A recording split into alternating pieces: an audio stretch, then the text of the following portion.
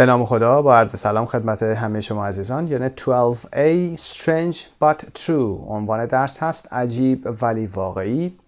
در یونت 12 پارت A در زمینه گرامر ما past perfect رو داریم، گذشته کامل. past perfect که نمونهش رو هم در قسمت حبابی میاره. در وکب هم verb phrases رو داریم در ادامه، فعل‌های عبارتی، pronunciation, contractions, had or hadn't هست که در ارتباط با همین موضوع past perfect هست، چطور contraction رو انجام میدیم یا مخفف سازی رو.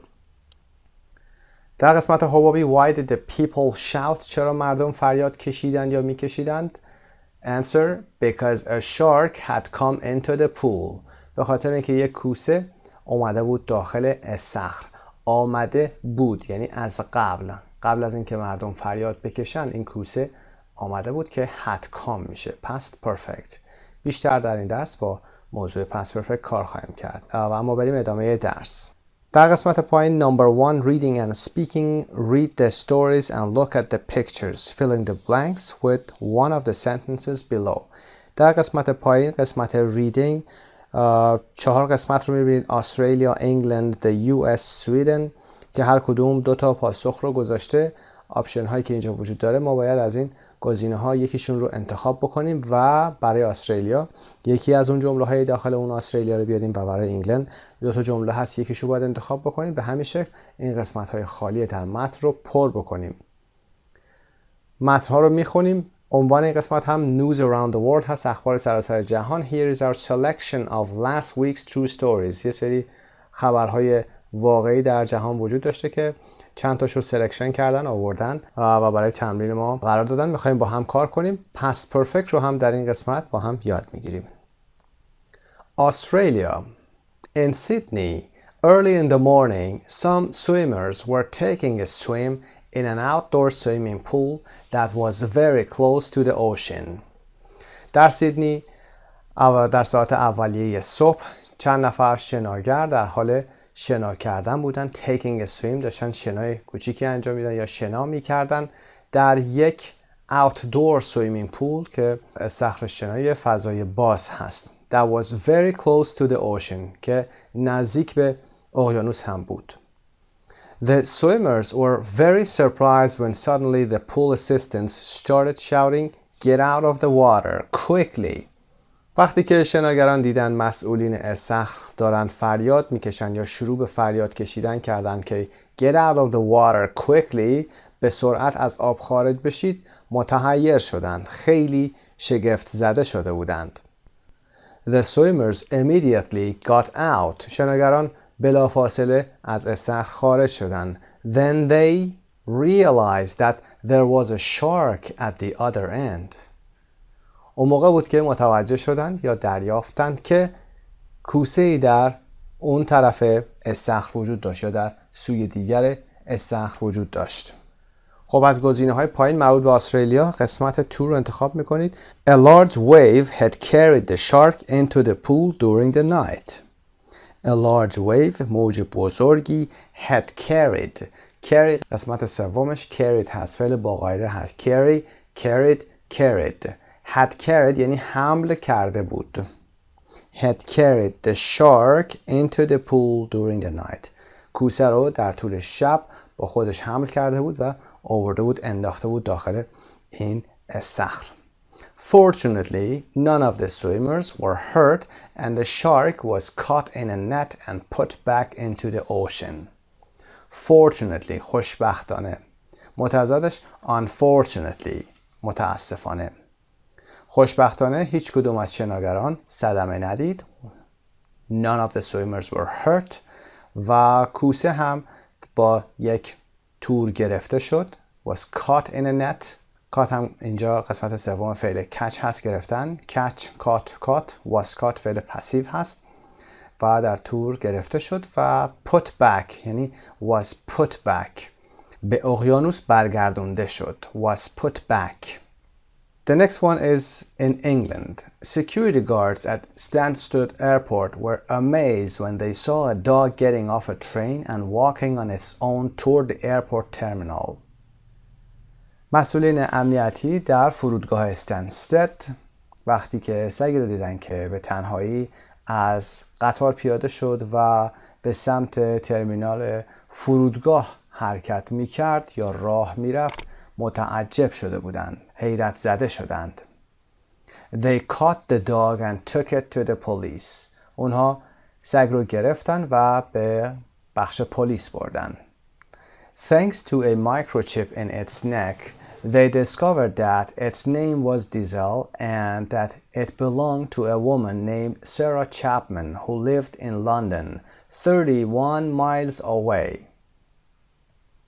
خوشبختانه به دلیل وجود یک مایکروچیپ در گردن این سگ، اونها متوجه شدن که اسم این سگ دیزل بود و متعلق به زنی به نام سارا چپمن بود که در لندن زندگی میکرد که 31 مایل از اونجا فاصله داشت. Sarah had gone on vacation for a few days and had left Diesel with some friends. سارا برای چند روزی به تعطیلات رفته بود و دیزل رو هم پیش چند تا از دوستاش گذاشته بود. خب had gone رفته بود، قبلا هست، past perfect. had left قرار داده بود، گذاشته بود اونجا. از گزینه‌های مربوط به انگلند، گزینه for the dog had run away and had gone to the local train station. حالت سوم فعل run فرار کرده بود. در run away یعنی فرار کردن، دور شدن از جایی که زندگی می‌کرده. و had gone went gone و رفته بود به ایستگاه قطار محلی. It had then gotten on a train and had traveled 31 miles to Stansted Airport, changing trains on the way. بعد از اون هم سوار قطار شده بود. had gotten gotten سوار قطار شده بود و 31 مایل رو به فرودگاه استنستد سفر کرده بود. had traveled. و changing trains on the way یعنی در طول مسیر هم قطارهاش رو عوض کرده بود تا به اینجا برسه. Sarah said, I'm sure Diesel went to the airport to look for me. سرا که مالک این سگ هست گفته بود که مطمئن هستم که اون رفته بود به فرودگاه تا دنبال من بگرده. To look for me. این هم یک phrasal verb هست. To look for someone or something. دنبال چیزی گشتن. خب بریم موضوع بعدی the US.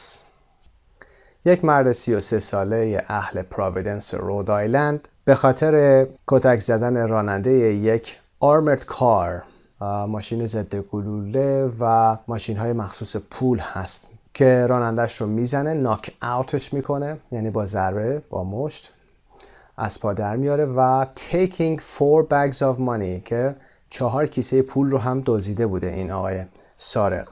در قسمت خالی ما باید برای قسمت US number 5 انتخاب کنیم. The robber thought he had taken bags worth a lot of money.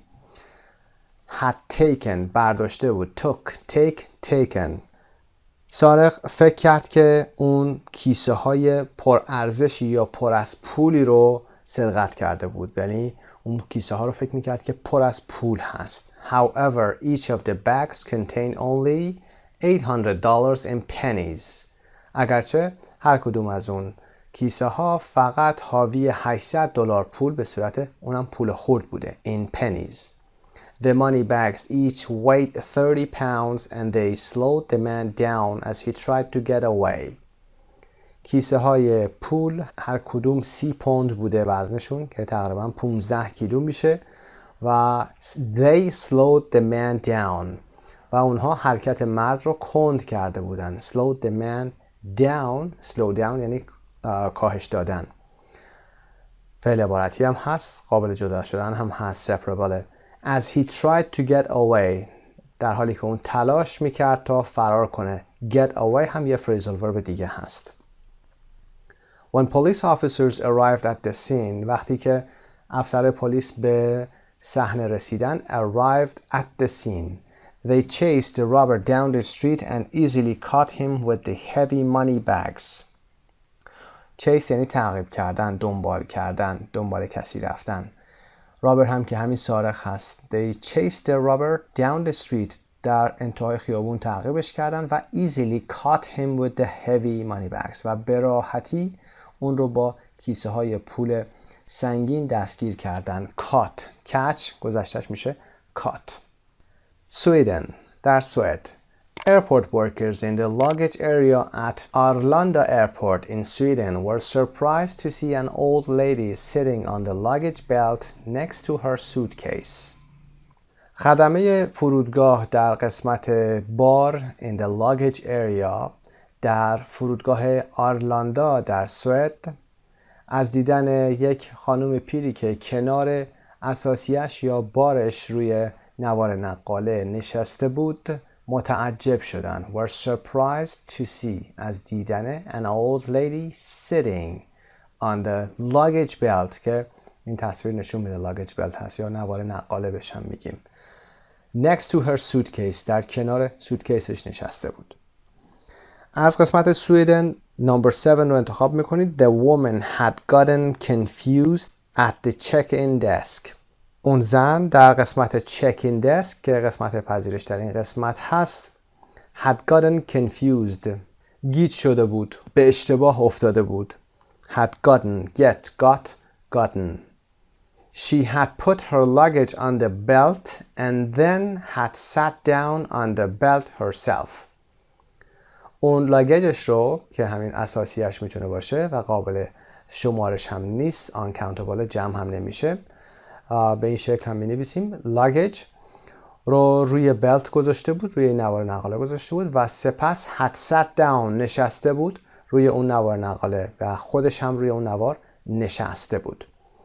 A spokesman at Stockholm's Arlanda Airport said یه سخنگو در فرودگاه آرلاندا استکهلم گفت که Unfortunately, she did not understand when she was given check-in instructions. متاسفانه unfortunately متضادش fortunately. متاسفانه وقتی که در قسمت چکین به این خانم توضیحاتی داده شد اون متوجه نشد. She didn't understand. She was given به اون داده شد. اینجا پسیو هست. She got on the belt together with her bag. اون با کیفش رفت روی بلت یا این نوار نقاله قرار گرفت. She got on مثل سوار شدن اتوبوس get on get off got on رفت بالای نوار نقاله و نشست. Luckily it wasn't a long ride only a few feet. Luckily هم برابر با fortunately هست. خوشبختانه این سواری طولانی نبود و فقط چند فیت طول کشید یعنی تقریبا یه چند متری. وبسایت مجموعه زبان ایرانی. خب این قسمت رو که با هم انجام دادیم. استرالیا گزینه 2 هست، انگلند گزینه 4، the US گزینه 5 و the Sweden گزینه 7 هست. و اما part B match verbs 1 to 10 with phrases A to J. Number 1 H get into or out of the swimming pool. وارد شدن و یا خارج شدن از استخر شنا هست. Number 2 get on or off گزینه F. get on a train get off a train. سوار شدن و پیاده شدن از قطار هست. Number 3 E knock someone out یعنی ضربه زدن به کسی و اون رو از پا در آوردن، البته بیهوش کردن تقریبا. Number 4 J realize that there was a shark in the pool. They realized که متوجه شدن یا فهمیدن. استرس رو هم روی ر بذارید قسمت ری realize و نخونید realize. Realize that there was a shark in the pool. 5 put the luggage on the belt. اساسیه وسایل رو روی بلت گذاشتن هست. Number 6 C go on a vacation. به تعطیلات رفتن. Number 7 B take a swim. Take a swim, take a ride, take a walk و به این شکل. شنا رفتن یا شنای انجام دادن. Number 8 I leave the dog with friends. سگ رو پیش دوستان رها کردن یا به دوستان به امانت سپردن. Number 9 chase someone D chase someone down the street. تا انتهای خیابون کسی رو تعقیب کردن. و number 10 belong to که G هست. It belonged to a woman که در همین متن داشتیم. belong to a woman or belongs. اگر زمان حال بخواید بگید اس میذارید و belonged to a woman. به یک خانمی تعلق داشت. بریم قسمت بعد to grammar. Look at these highlighted verbs from the Australia story. Answer the questions. خب به سوالات قسمت استرالیا نگاه بکنید. A. Then they realized that there was a shark at the other end. A large wave had carried the shark into the pool during the night. Number 1. Which action happened first? A or B? دو تا اکشن داشتیم. They realized that there was a shark at the other end. و دومی هم بود a large wave had carried the shark into the pool during the night. کدوم یکی اول اتفاق افتاد؟ Happened first. A or B? We say B happened first because a large wave had carried the shark into the pool during the night and then they realized. خب این کار اول اتفاق افتاده. Had carried past perfect هست. وقتی داریم در زمان گذشته صحبت میکنیم صحبت از گذشته هست و قبل از این زمان صحبت ما کاری قبل از این صورت گرفته باشه اون میشه گذشته کامل. مثل زمانی که داشتیم صحبت میکردیم و گفتیم که اونا متوجه شدن که کوسه‌ای در انتهای دیگر استخر هست. اینجا وقتی داریم صحبت میکنیم در مورد گذشته ساده داریم صحبت میکنیم. داریم از گذشته ساده استفاده میکنیم و در مورد گذشته داریم صحبت میکنیم. حالا میخوایم رخدادی رو بگیم که قبل از این موضوع اتفاق افتاده. اینجا دیگه از گذشته کامل had carried رو آوردیم استفاده کردیم و یا هر فعل دیگه میتونسته قبل از این باشه باید از past perfect استفاده بشه. Number 2. What are the two parts of the verb in sentence B? در sentence B فعل ما دو قسمت داره. had carried. had که نشانه گذشته کامل اینجا هست و carried که حالت سوم فعل هست. carry, carried, carried. فعل با قاعده هم هست. پس had plus past participle میشه گذشته کامل or past perfect. B. Look at the other three stories again including the missing sentences and underline examples of had plus past participle. Did these actions happen before or after the main part of the story? خب کاری که باید انجام بدید مثل همین قسمت باید بگردید دنبال past perfect های داخل متن و ببینید و نسبت زمانی اینها رو با خود داستان بسنجید. بگید که این اتفاق قبل از چه اتفاق دیگه افتاده. مثلا Sarah had gone on vacation for a few days and had left Diesel. اینها همه قبل از این موضوعاتی که اتفاق افتاده، یعنی اینکه پلیس سگ رو میگیره و غیره، یک زمان خاص بوده و اتفاقات قبل همش past perfect میشه. خب قسمت C هم page 148 grammar bank هست. مراجعه کنید. در مورد past perfect در قسمت grammar bank توضیح کامل میدیم. با past perfect آشنا بشید، مقایسه داشته باشید، تمریناش رو انجام بدید و بیایید ادامه درس لطفاً. Complete the following sentences in your own words. Use the past perfect. جمله هایی که در قسمت پایین اومده past perfect میخواد، یعنی ادامه باید بدید و به زبان خودتون بیایید ادامه داستان رو بگید. به عنوان مثال Number 1. When I got to the check-in desk, I suddenly realized that. وقتی که قسمت check-in desk رسیدم، قسمت اون پذیرش check-in desk اومدم، ناگهان متوجه شدم متوجه شدم که حالا باید بگید چه اتفاقی افتاده قبل از اینکه به check-in desk بیاید. حالا شما ممکنه که چمدونتون رو گم کرده باشید، آیدی کارتون رو گم کرده باشید، پاسپورتتون رو گم کرده باشید، هر چی رو که گم کردید یا یادتون رفته بود که انجام بدید و باید بیاید به چه زمانی برگردونید. چون قبل از این گذشته ساده بوده، مثلا یه روز قبل بوده یا چندین ساعت پیش بوده، باید بیاید از past perfect استفاده کنید. past perfect رو هم که در گرامر گفتیم had به علاوه قسمت سوم فعلی که میخواید بگید. به عنوان نمونه میتونیم بگیم I had left my ID card at home for example. Or I had lost my ID card. I had lost my passport. من گم کرده بودم یا جا گذاشته بودم. Number 2. When we arrived back from our vacation, we found that وقتی که از تعطیلاتمون برگشتیم we arrived گذشته ساده we found that متوجه شدیم که اینا همش اتفاقاتی هست که در گذشته اتفاق افتاده و پشت هم با گذشته ساده میگید. که قبل از اینکه شما برگشتید به خونه و متوجه شدید چه اتفاقی افتاده، یه اتفاقاتی افتاد. اون رو باید به پست پرفکت ببرید. مثل all our plants had died که همه گلهامون پژمرده شده بودند یا خشک شده بودند. had died, died. Number 3, when the movie started, I realized immediately that وقتی فیلم شروع شد من بلافاصله متوجه شدم. ببینید چند تا فعل گذشته ساده پشت هم اومده، داره خاطره یا واقعی رو در گذشته میگه و اینکه بعدش میخواد بگه یه چیزی قبلا اتفاق افتاده بود. وقتی فیلم شروع شد من بلافاصله متوجه شدم که این فیلم رو قبلا دیده بودم. That I had already seen it or seen the movie. که من این فیلم رو قبلا دیده بودم.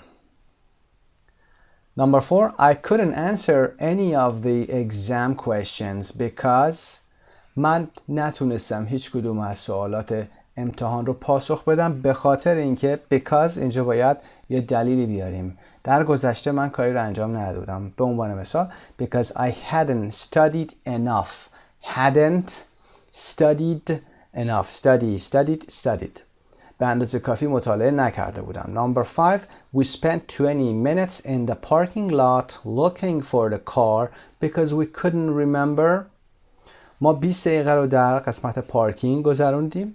سپری کردیم. Looking for دنبال چیزی گشتن. دنبال ماشین میگشتیم یا به دنبال ماشین میگشتیم به خاطر اینکه نمیتونستیم به خاطر بیاریم where we had parked. ما کجا پارک کرده بودیم. خب قسمت ای compare with a partner. Are your sentences the same or different؟ میتونید با دوستاتون مقایسه داشته باشید ببینید پاسخاتون به چه شکلی هست. یادتون نره که در این شکل جمله ها باید گذشته کامل بیارید. Part F, work with a partner. A, reread the story about Australia. B, reread the story about the US. Underline the keywords and events. Then A, books closed, retell the story in your own words. B, books open, help A when necessary. Then change.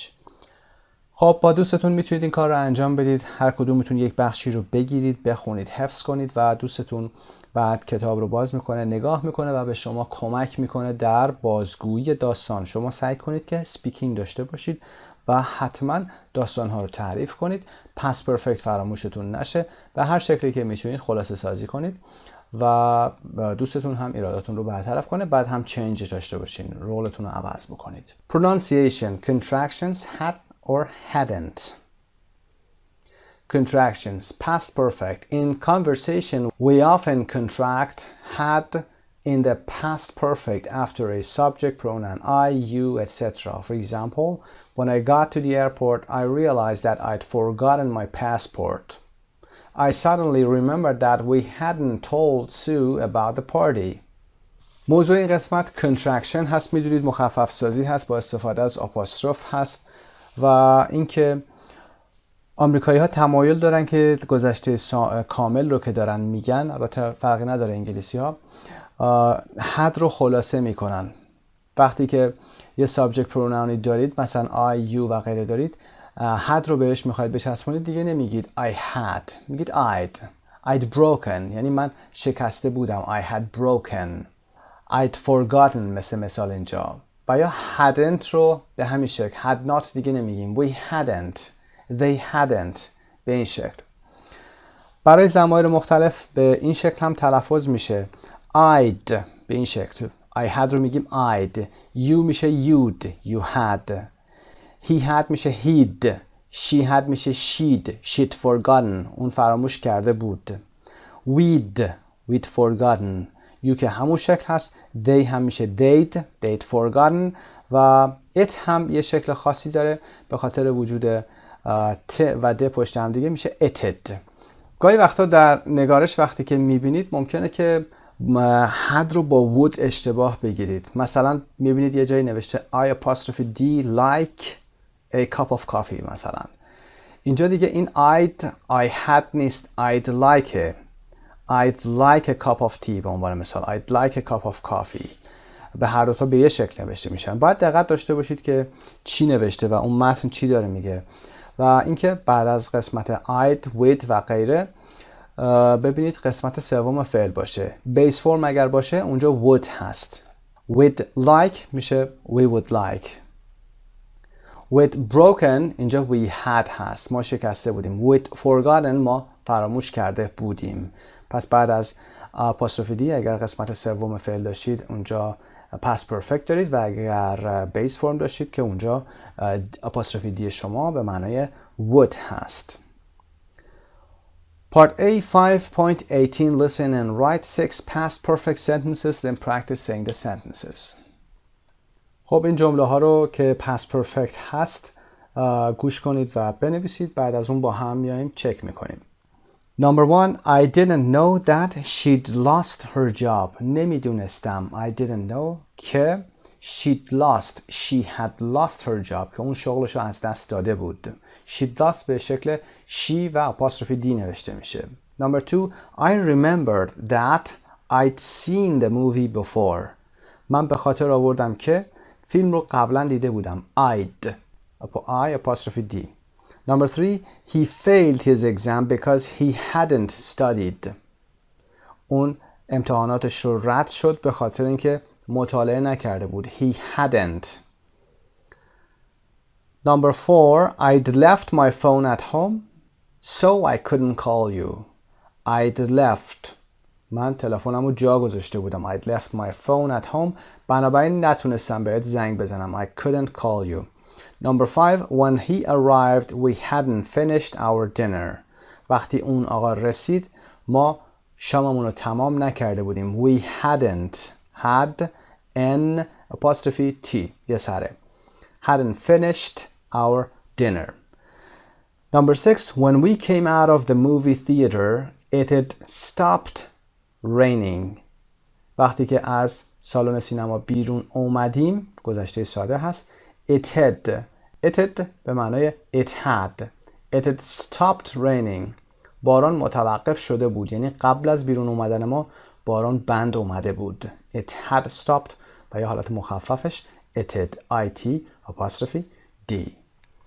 Part B communication what had happened page A page 104 B page 109 try to guess your partner's sentences که میتونید مراجعه بکنید. یه نفرتون صفحه 104 رو بگیرید که صفحه 109 و بتونید پاسخ‌ها رو حدس بزنید. Part 4 A 5.19 Listen to another news story then number the events in order. خب به فایل صوتی 5.19 با هم گوش میکنیم، بعد باید اینها رو به ترتیب شماره گذاری کنیم. 5.19 And finally on news today, here's a funny story to cheer you up on a Monday morning. On Saturday night, Katie Parfit, a nurse at a local hospital, came home from work. As soon as she opened the door, she realized that her cat Joey was behaving rather strangely. Instead of being happy to see her, he started attacking her. And then, when she sat down to have something to eat, Joey jumped onto the table and sat on her plate. Then he jumped down onto the floor and immediately went to sleep. He slept all night, snoring very loudly. Katie couldn't understand what the matter was with Joey. He had never behaved like this before. However, when she met her neighbor the next morning, the mystery was solved. Okay, number 1 Katie came home from work. Katie از سر کار اومد خونه. Number 2 Joy attacked her. Joy بهش حمله کرد. Joy که گربش بوده. و number 3 Joy sat on her plate. Joy روی بشقابش اومد نشست. Number 4 Joy went to sleep. Joy خوابید.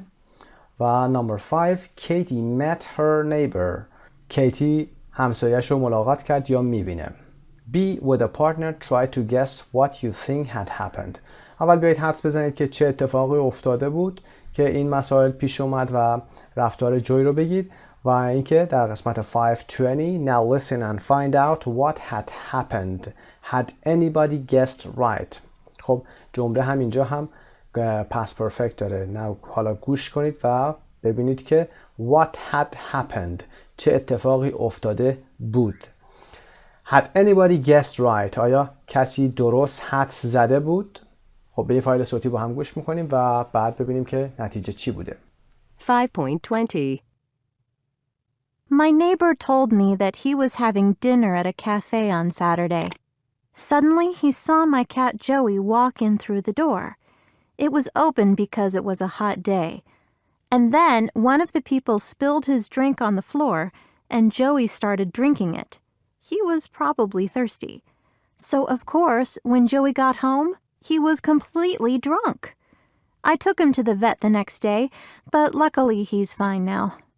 خب موضوع این بوده که جویی مقداری از درینک یه نفری که روی زمین میریزه رو شروع میکنه به خوردن و داستان به این شکل میشه که Joey had drunk a spilled drink on the floor of a cafe and had gotten drunk. جویی میاد و درینک یه نفری که روی زمین ریخته بوده رو میاد در کافه میاد میخوره و had gotten drunk و مست شده بوده. خب این قسمت یونت 12A به پایان میرسه. تا درس بعدی موفق و مؤید باشید. به نام خدا، با عرض سلام. یونت 12B Gossip is good for you. Gossip به معنای شایعه، غیبت یا پشت سر کسی حرف زدن.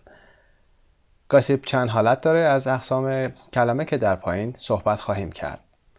در زمینه گرامر reported speech رو کار میکنیم. نقل قول میخوایم بکنیم. کسی حرفی زده و میخوایم از طرف اون حرفش رو بیایم بگیم. حالا مستقیم یا غیر مستقیم داره. direct speech و indirect speech هست. در vocab هم say و tell رو میبینیم. say or tell. say بگیم یا tell بگیم. کجا میتونیم say رو استفاده کنیم، کجا میتونیم tell رو استفاده کنیم. و pronunciation double consonants هست. double consonant که میدونید وقتی که دوتا حرف با هم، حرف مشابه کنار هم قرار میگیرن چطور باید تلفظ بشن؟ آیا چیزی مثل تشدید در انگلیسی وجود داره یا نه؟ و صدای قبل از این double consonant چطور میشه؟ آیا بلند هست یا کوتاه هست، کشیده هست یا نه؟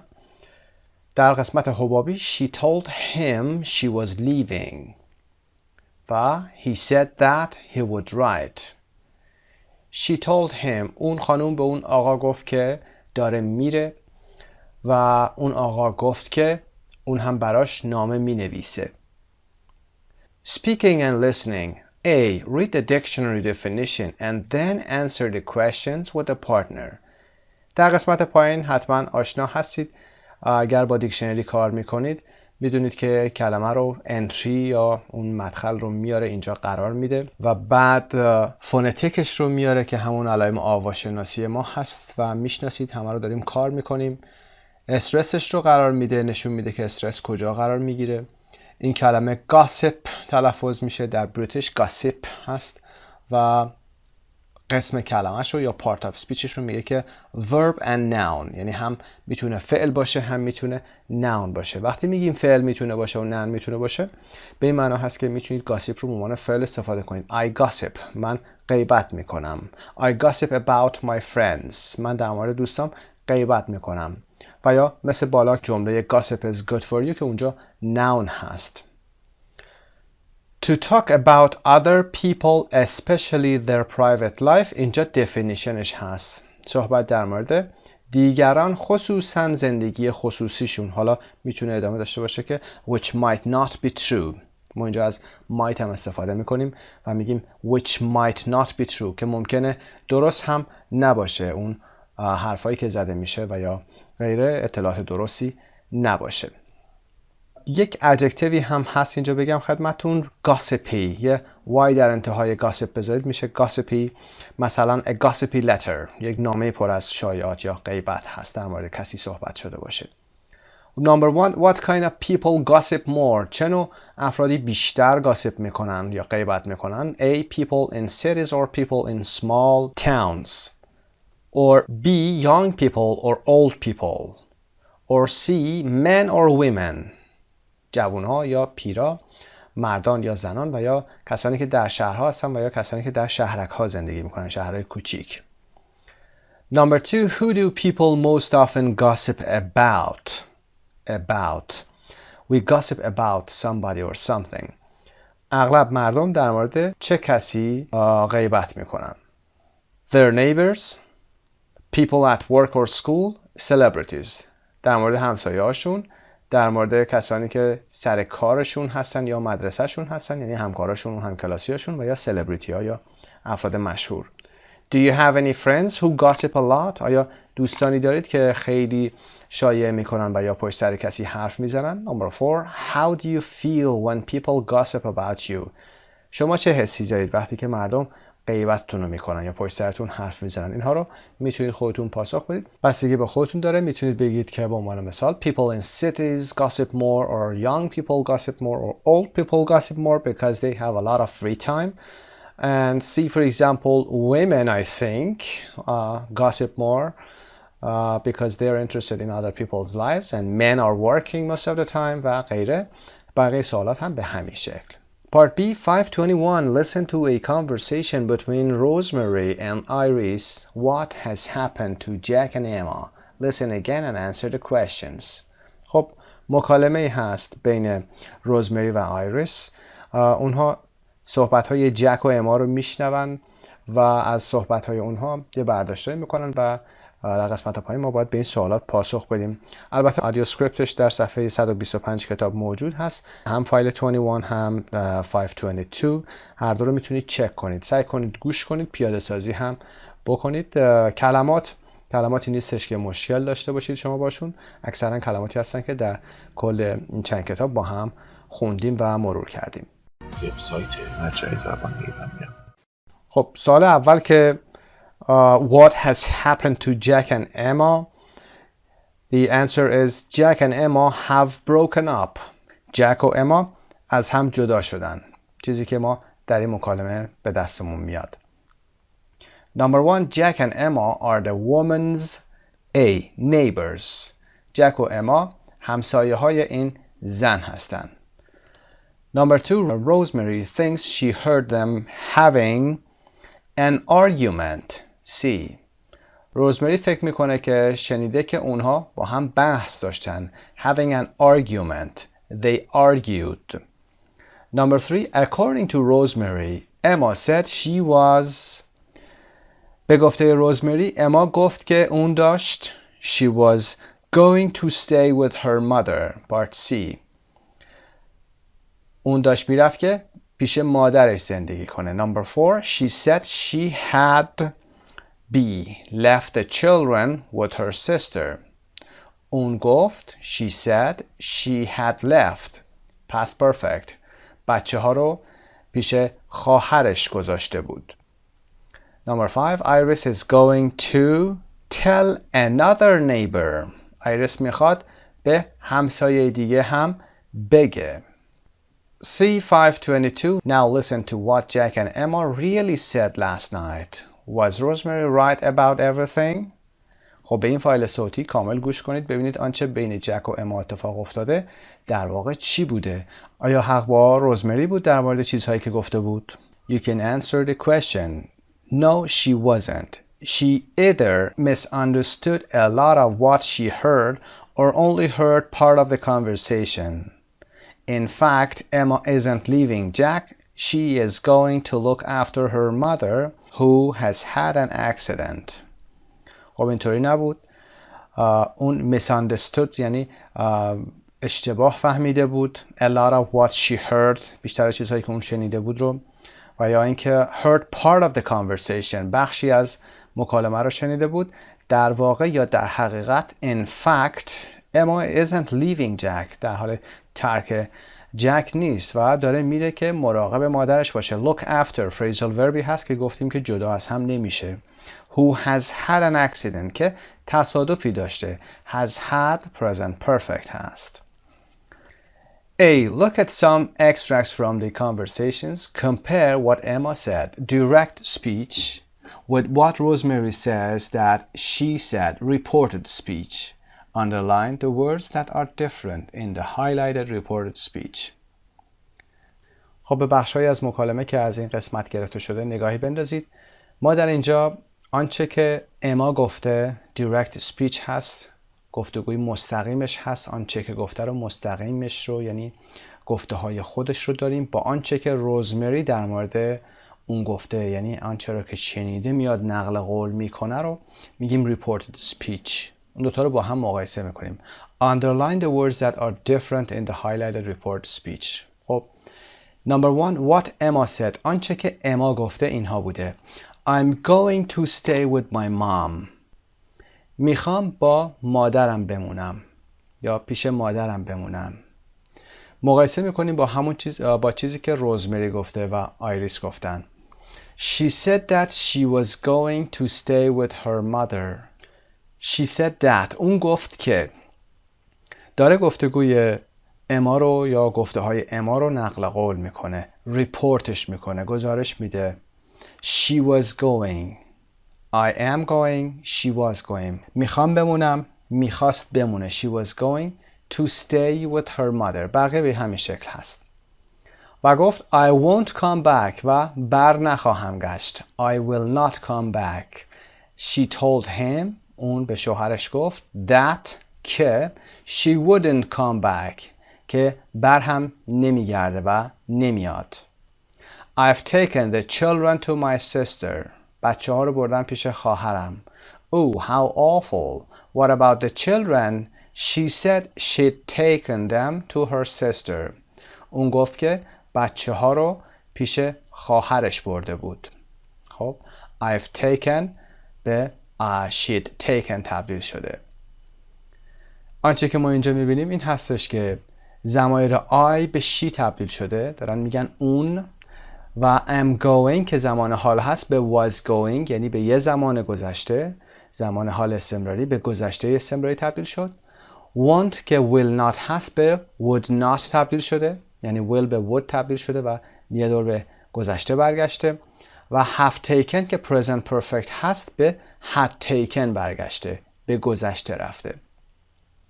در page 148 grammar bank 12b learn more about reported speech and practice it. در اونجا بیشتر در مورد نقل قول صحبت میکنیم که به چه صورتی نقل قول صورت میگیره. البته در این سطح و در این کتاب ما در مورد نقل قول های سوالی چیزی نخواهیم گفت و سعی میکنیم که همینجا فقط جمله های مثبت رو با هم انجام بدیم تا در سطوح بعدی سوالی ها رو هم ببینیم چطور نقل قول میشن. C524 listen to some sentences in direct speech. Say them in reported speech. Begin with he said or she said. جملاتی رو میشنوین در فایل 524 که این جمله ها نقل قول مستقیم هست، یعنی آنچه که خود فرد گفته.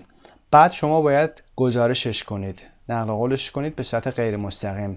یعنی وقتی میگه I'm in a hurry شما میگید she said that she was in a hurry. He said that he was in a hurry. اون گفت که اون عجله داشت. و یا I will write من خواهم نوشت یعنی نامه می نویسم. He said that he would write. اون گفت که می نویسه، نامه خواهد نوشت. فایل ها به این شکل هست. Number 3 I didn't see it. بعد از باز She said that she hadn't seen it. من ندیدمش و نقل قول میشه she said that she hadn't seen it. اون رو ندیده بود. گذشته ساده یک دور به عقب که برگرده past perfect میشه. She hadn't seen it. Number 4 I'm hungry. He said that he was hungry. I am میشه he was. I will be late. Number 5 she said that she would be late. Number 6 I've finished. Present perfect. من تموم کردم. He said that he had finished. Number 7 I'm coming. She said that she was coming. Number 8 I'll do it again. He said that he would do it again. Number 9 I had a great time. She said that she had had a great time. Had به past perfect تبدیل میشه. Had had a great time. و number 10 I'm tired. He said that he was tired. I am tired یه زمان به گذشته برمیگرده میشه he was tired. Part 3 Vocabulary. Complete the sentences with the right form of say or tell. فعل say و tell رو میدونید برای گفتن استفاده میشه. I say. He tells. به این شکل استفاده میشه.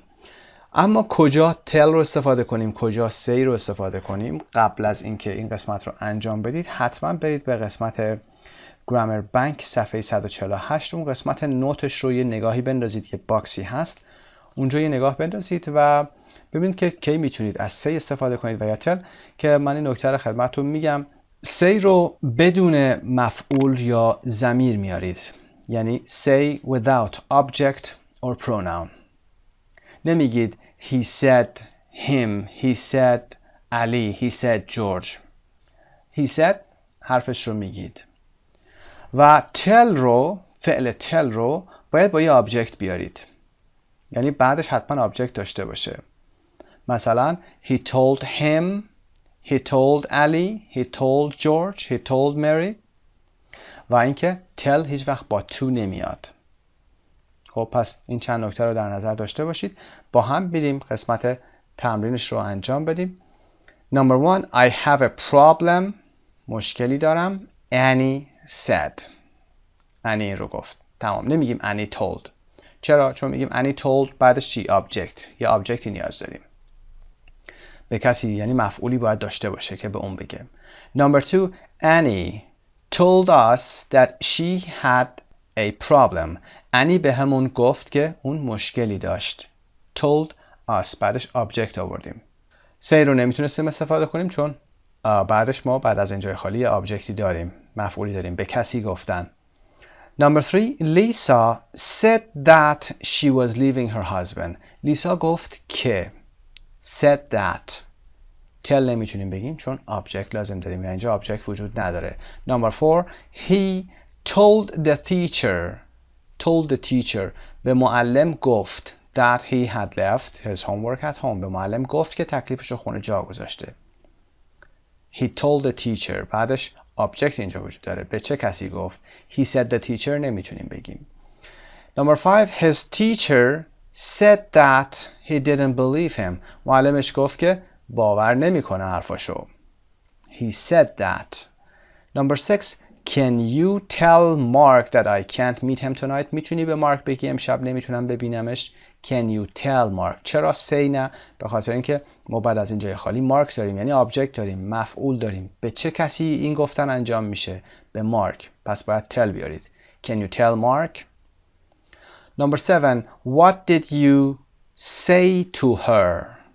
What did you say to her? چی بهش گفتی؟ اینجا یه مفعول داریم اما با یک تو یک فاصله ایجاد شده. بعد از tell شما تو نمیتونید بیارید. اینو یادتون باشه. What did you say to her? Not what did you tell to her? Number eight, when I was a child, my mother used to tell us not to say hello to people we didn't know. وقتی که من بچه بودم مادر من used to، یادتون میاد استفاده used to در گذشته، کاری که repeatedly انجام میشده اما الان دیگه انجام نمیشه. My mother used to tell us. us چرا قبلش tell اومده؟ به خاطر این us یک object هست. Not to say hello. To say. اینجا هم say میگید چون tell نمیشه. tell اگر باشه یک object لازم داره. خب این قسمت رو حتما به گرامر بانک هم مراجعه کنید. تمرین‌های بیشتری داره. تفاوت say و hello رو تمرین کنید. بریم قسمت 4 speaking. A. Work in pairs. A. Tell your partner the following. B. Listen and take notes. Then change roles. خب دو نفری باید بشید این کار رو انجام بدید، یعنی که اگر خودتون تنها هستید یه چیزهایی رو باید بگید و بعد بتونید نقل قول کنید. مثلا something about your parents or grandparents. یه چیزی در مورد پرنتستون بگید یا grandparentstون بگید. For example, my parents lived in Chicago or my grandparents died in an accident. هر چیزی که دارید رو در مورد تاریخچه کاری که هست بیاید بنویسید و بتونید حرفایی رو که میزنید نقل قول کنید. Or a place you have been to. I have been to America. I have been to Isfahan. Something that you're planning to do in the summer. آنچه که برنامه دارید برای انجام دادن، اینو باید با going to یا حال استمراری استفاده کنید. I'm going to visit the museums or I'm going to see، حالا جاهایی که دوست دارید رو بگید بنویسید. Something that you did last weekend. آنچه که تعطیلات گذشته انجام دادید، آخر هفته گذشته انجام دادید رو بیاید بگید. For example, I went to a kind of park, for example. کاری که بعد انجام میدید این هست. شما باید افعالی رو که به کار بردید یک دوره زمانی به گذشته برگردونید. For example, my parents lived, they had lived. He said that his parents had lived. و یا his grandparents had died in an accident. A place you have been to, I've been to Isfahan. He said that he had been to Isfahan. She said that she had been to America. و something that you're planning to do که گفتیم حال استمراری هست. I'm going to or I am visiting همه رو برمیگردید به گذشته. Was visiting و غیره. Something that you did last weekend آنچه که فعل گذشته میشه، گذشته ساده هست رو دوباره به past perfect میبرید. اطلاعاتی هم که میگید یا میتونه true باشه یا invented باشه but it must be interesting. میتونه درست باشه و اینکه از خودتون بسازید اما اطلاعات جالبی درست کنید حتما. change role هم داشته باشید و بگید که he told me that, she told me that, he said that و به این شکل با هم دیگه رول رو بازی کنید. نقل قول رو اینجا تمرین کنید. میریم قسمت 5 pronunciation. Double consonants. Look at 5 groups of words. Match each group to a vowel sound. خب 5 گروه اینجا داریم A, B, C, D, E. پاسخ نمبر 1 D هست. صدای A. Happy, married, cabbage, rabbit, baggage. نمبر 2 صدای A که B هست. آی کوتاه. Luggage, funny, runner, summer, butterfly. نمبر 3 صدای A کوتاه هست. C. Written, miss, bitten, different, middle. نمبر 4 صدای ا مثل egg که ای هست. letter, better, message, umbrella, tennis. نمبر 5 هم که صدای آ هست. گروه A مثل gossip, college, dollar, bottle, rubber. Listen and check. این کار رو انجام بدید. و قسمت نوت رو ببینیم. double consonants. The vowel sound before a double consonant is normally short when it is the stressed syllable. For example, gossip, luggage, written, happy, and letter. وقتی که یه دابل کانسوننت داشته باشید مثل happy دابل p باشه، gossip دابل s باشه و این صدای قبل از این دابل کانسوننت ما استرس هم روی خودش داشته باشه، این صدا شورت هست، یعنی کوتاه ادا میشه. وقتی میگیم کوتاه ادا میشه یعنی گاسپ رو دیگه کشیده نمیخوریم، نمیگیم گاسپ. کلمه دو تا کلمه bad و had، bad به معنای بد خودمون و had که داشتن هست رو دقت داشته باشید. این دو کلمه کشیده هستن. ببینید چطور تلفظ میکنم. bad had، bad had دلایل خاصی داره، به اون نمیپردازیم، اما چیزی که اینجا هست این که قبل از دابل کانسوننت ما صدا رو کوتاه میکنیم، خصوصا که استرس هم در اینجا هست. luggage، written، هیچ کدوم اینها کشیده نیستن، written نمیشن. happy کشیده نمیشه. letter صدا ای کشیده نداره، صداها کوتاه هست. letter. و نکته بعدی این که double consonant are pronounced the same as single consonants. ما تشدید در انگلیسی نداریم، این جمله به این معنا هست و دقیقاً عین تک کانسوننت خونده میشه. اینجا گاسپ رو گاسپ یا لاگیج رو لاگیج و یا ریتن رو ریتن نمیخونیم. بقیه هم به همین شکل. Part C. How do you think you pronounce the words below? Check the pronunciation and meaning with your dictionary. خب این کلمات رو ببینید چطور تلفظ میکنید. کلمات kettle, waffle, pottery, slippers, supper. معانیشون رو هم که میدونید. کتل کتری هست، کتری که برای جوش آوردن آب استفاده میکنید، صدای ت. و وافل که کلوچه یا نون بستنی میشه، مثل ویفر هست. و پاتری که میدونید سفالگری هست. سلیپرز هم که دمپایی میشه و ساپر هم که شام هست. اینها حروفشون که دابل هستن حالت تشدید نداره، چیزی که در انگلیسی وجود نداره و مثل یک حرف تکی تلفظ میشه و صداها هم که کوتاه هستن.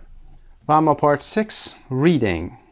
Here is a secret. Gossip might be good for you. رازی رو میخواد در این متن بیان بکنه که gossip might be good for you. might رو به خاطر دارید، شاید. gossip ممکنه که یا شاید براتون خوب باشه.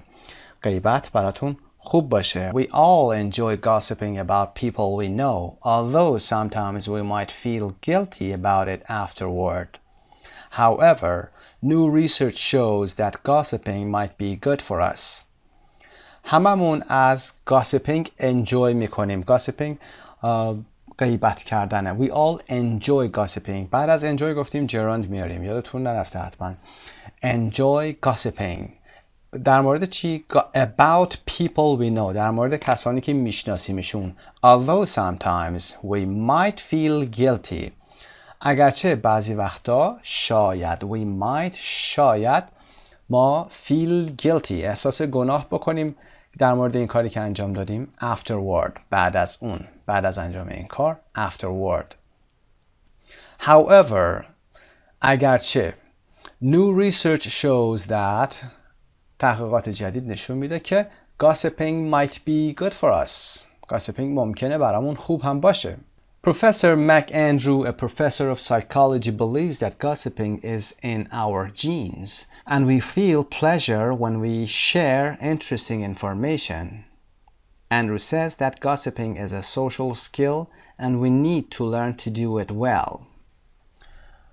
پروفسور مک اندرو که یک پروفسور سایکولوژی هست، استاد روانشناسی هست، معتقده که غیبت کردن در ژن ما هست یا ژن‌های ما هست و we feel pleasure احساس شادی میکنیم when we share interesting information وقتی که اطلاعات جالب رو به شراکت میذاریم احساس شادی پیدا میکنیم.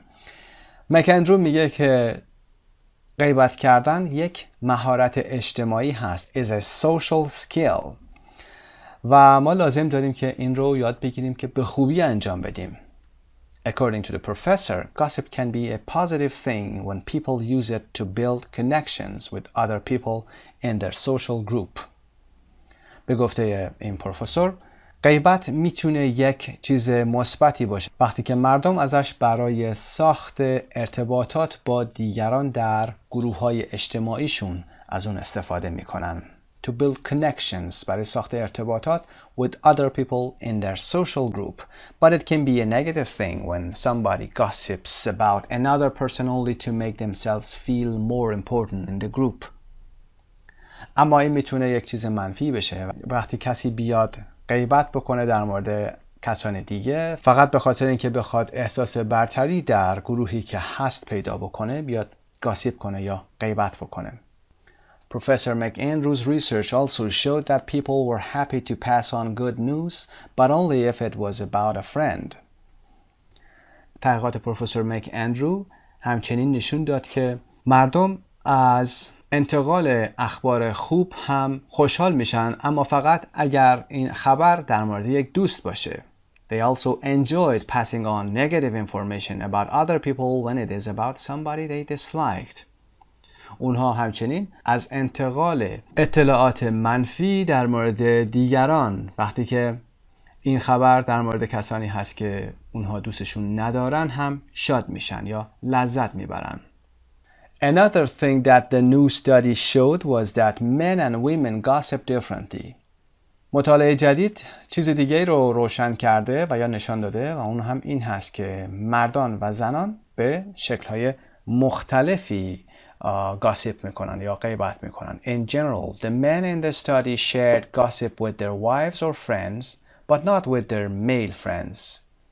به طور کلی مردان در این مطالعه یا این تحقیق غیبت‌ها یا شایعات رو با همسرانشون یا دوستانشون، حالا دوستان خانومشون، به شراکت میذاشتن ولی با دوستان مذکرشون این اطلاعات رو و یا این شایعات رو به شراکت نمیذاشتن.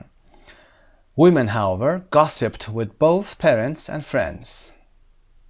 اگرچه زنان با هر دوی والدین و دوستانشون غیبت کردند یا میکردند.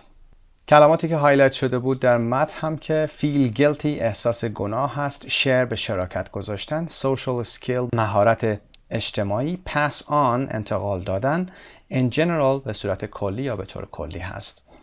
A. Read the article and mark the sentences true or false. Number 1. We sometimes feel bad after we gossip. بعضی وقتا بعد از اینکه گاسیپ میکنیم احساس بدی داریم. Yes, we feel guilty. True. Number 2, Professor McAndrew says that we are programmed to gossip. میگه که ما پروفسور مکندرو میگه که ما برنامه‌ریزی شدیم برای گاسیپ و یا غیبت کردن. Says that we are programmed to gossip. True. Number 3, gossiping can be good or bad. It depends on why we do it. gossiping یا غیبت کردن میتونه خوب یا بد باشه. It depends on. بستگی داره به اینکه ما برای چی این کار رو انجام میدیم. True. Number 4, people enjoy sharing bad news about people they like. مردم از به شراکت گذاشتن خبرهای بد در مورد کسانی که دوستشون دارن لذت میبرن. False. They dislike is right. Number 5, men gossip with their friends more than with their family. مردان بیشتر با دوستانشون غیبت میکنن تا اینکه با خانوادهشون. False. Men gossip with their wives or girlfriends. Part B, look at the highlighted words and phrases که با همین کار رو انجام دادیم. Part C, do you agree with what the article says about the way men and women gossip? آیا با این بخش از مقاله موافق هستید که میگن که چطور گفته شد چطور مردان و زنان گاسیپ میکنن؟ تفاوتشون رو شما قبول دارید؟ Yes or no. اگر اطلاعاتی دارید میتونید توضیح بدید. و در قسمت song I heard it through the grapevine. grapevine به معنای درخت انگور هم میشه و اینجا به معنای این هست که گاسیپ میتونه باشه، یعنی از طریق شایعه خبردار شدن یا شنیدن چیزی. من اینو از طریق شایعات و غیبت ها شنیدم. I heard it through the grapevine. امیدوارم خسته نشده باشید. موفق و مایل باشید. به نام خدا، با عرض سلام. یونت 12C آخرین درس این مجموعه سطح 2 امریکن انگلیش فایل رو با هم شروع میکنیم. عنوان درس دی امریکن انگلیش فایل کویز هست که کویزی هست، یه سری سوالات رو از کل ریدینگ های درس های گذشته آورده و یک موضوع گرامری کلن موضوع این درسمون هست. در کنار این موضوع گرامر یه ریویوی هم خواهیم داشت در وکب و پرونانسیشن. قسمت بالا grammar questions without auxiliaries که موضوع درسمون هست، موضوع گرامر، سوالاتی که بدون فعل کمکی میان. در قسمت حبابی who painted that picture، کی اون نقاشی رو کشیده؟ who painted that picture. اینجا who فاعل هست، بنابراین اینجا ما دیگه فعل کمکی نداریم و نیازی نداریم که اگر بیاریم اشتباه هم میشه. و پاسخ هم I can't remember، نمیتونم به خاطر بیارم. بریم قسمت 1 grammar. Part A, with a partner see how many of the quiz questions you can answer from memory. Part B, now try to find the answers you couldn't remember in files 1 to 11. خب گزینه های A و B مربوط به سوالات قسمت پایین هستن. در سمت راست همین صفحه 15 سوال وجود داره که این سوالات از قسمت‌های از فایل‌های 1 تا 11 یعنی درس‌های 1 تا 11 این کتاب گرفته شده. ببینید به چند تا از اینا میتونید پاسخ بدید. اگر نتونستید هم حتما چک کنید، پاسخ‌هاش رو هم باید پیدا کنید. هرچند با همین رو کار خواهیم کرد. و اما نکته درس C, look at 1 and 2 in the quiz. Answer the questions. Number 1, who painted Mr. and Mrs. Clark and Percy? Number 2, how did Caroline de Bundern lose a fortune? سوالات 1 و 2 رو نگاه کردیم. حالا این سوالات. How is question 1 different from question 2? Question 1 and question 2. Question 1 doesn't have an auxiliary verb in it, but question 2 definitely has an auxiliary verb. سوال 1 در اون فعل کمکی استفاده نشده. Who painted مثل عنوان بالا. Who painted Mr. and Mrs. Clark and Percy، نقاشی آقا و خانم کلارک و پرسی رو کی کشیده؟ Who painted. اینجا who نقش فاعلی رو داره و نیازی به فعل کمکی نداریم. اما در سوال دوم How did Caroline de Bundern lose a fortune؟ did اینجا نقش فعل auxiliary داره، فعل کمکی رو داره و ما در این جمله باید فعل کمکی داشته باشیم چون کلمه سوالی ما how اینجا دیگه نقش فاعل نیست، اما در جمله بالا who نقش فاعلی رو داشته، یعنی به جای who میتونیم هر کسی رو قرار بدیم. Number 2, what is the subject of the verb in question 1 که گفتیم از لحاظ گرامری who painted چه کسی نقاشی کرد، who نقش سابجکت رو داره. سابجکت ما اینجا who هست. چه کسی. همین سوال WH ما سابجکت جمله ما هم هست. بقیه مفعول هستن. Number 3. What is the subject of the verb in question number 2? در جمله شماره 2 subject چی هست؟ subject کارلین د بندرن هست. دیگه how اینجا subject ما نیست. Number 4. Which other questions in the quiz are similar grammatically to question number 1? 15 سوال هست. ببینیم که سوالات دیگه کدومشون شبیه به سوال 1 هستن از لحاظ گرامری که الان صحبت کردیم. یعنی سوالاتی باشن با WH باشن، حالا از گروه how هم همینطور، و اینکه دیگه با خودشون فعل کمکی ندارن اون سوالات. زمانی که پاسخ این سوالات رو میدیم همزمان به پاسخ سوال 4 هم جواب خواهیم داد. و اما برای اینکه بیشتر اطلاع کسب بکنید در این زمینه، حتما به گرامر بانک صفحه 148 قسمت 12C مراجعه بکنید. اونجا کاملا در مورد این موضوع صحبت کردیم و بعد حتما برگردید بیایید این قسمت رو با هم انجام بدیم. وبسایت مجموعه زبان ایرانیان. Number 1. Who painted Mr. and Mrs. Clark and Percy? چه کسی این نقاشی رو رنگ کرده یا کشیده؟ The British artist David Hockney این نقاشی رو کشیده. درس های اول هست. از لحاظ گرامری اون چی که سوال این درس ما هست این که who اینجا question word هست. از جمله question word هایی هستش که میتونه auxiliary نگیره و چون اینجا فعل سوال ما who painted، who اینجا subject این فعل هست. چه کسی رنگ کرد؟ Who painted? He painted. Ali painted. George painted. Van Gogh painted. پس اینجا ما دیگه فعل کمکی نیاز نداریم. Number 2. How did Caroline de Bundern lose a fortune? چطوری کارولین د بندرن سرمایه رو از دست داد؟ Answer. She took part in an anti-government demonstration in 1968 and her rich grandfather disinherited her. خب این سوال با سوال بالا فرق داره چون سوال WH ما که حالا اینجا how هست دیگه فاعل فعلمون نیست. فاعل فعل ما اینجا کارولین د بندرن هست. بنابراین اینجا فعل کمکی لازم هست. Number 3. Which airport in Asia has a pet hotel? Osaka International Airport in Japan has a pet hotel. خب number 3 هم از این دسته هست. Which airport has a hotel؟ به این شکل اگر بخوام بگیم which airport has، به جای which میتونیم which airport میتونیم اسم بذاریم. For example Osaka Airport has a pet hotel. بنابراین اینجا فعل کمکی لازم نداریم. which subject سوال ما شده. What does boy toy mean? A younger man who has a relationship with an older woman.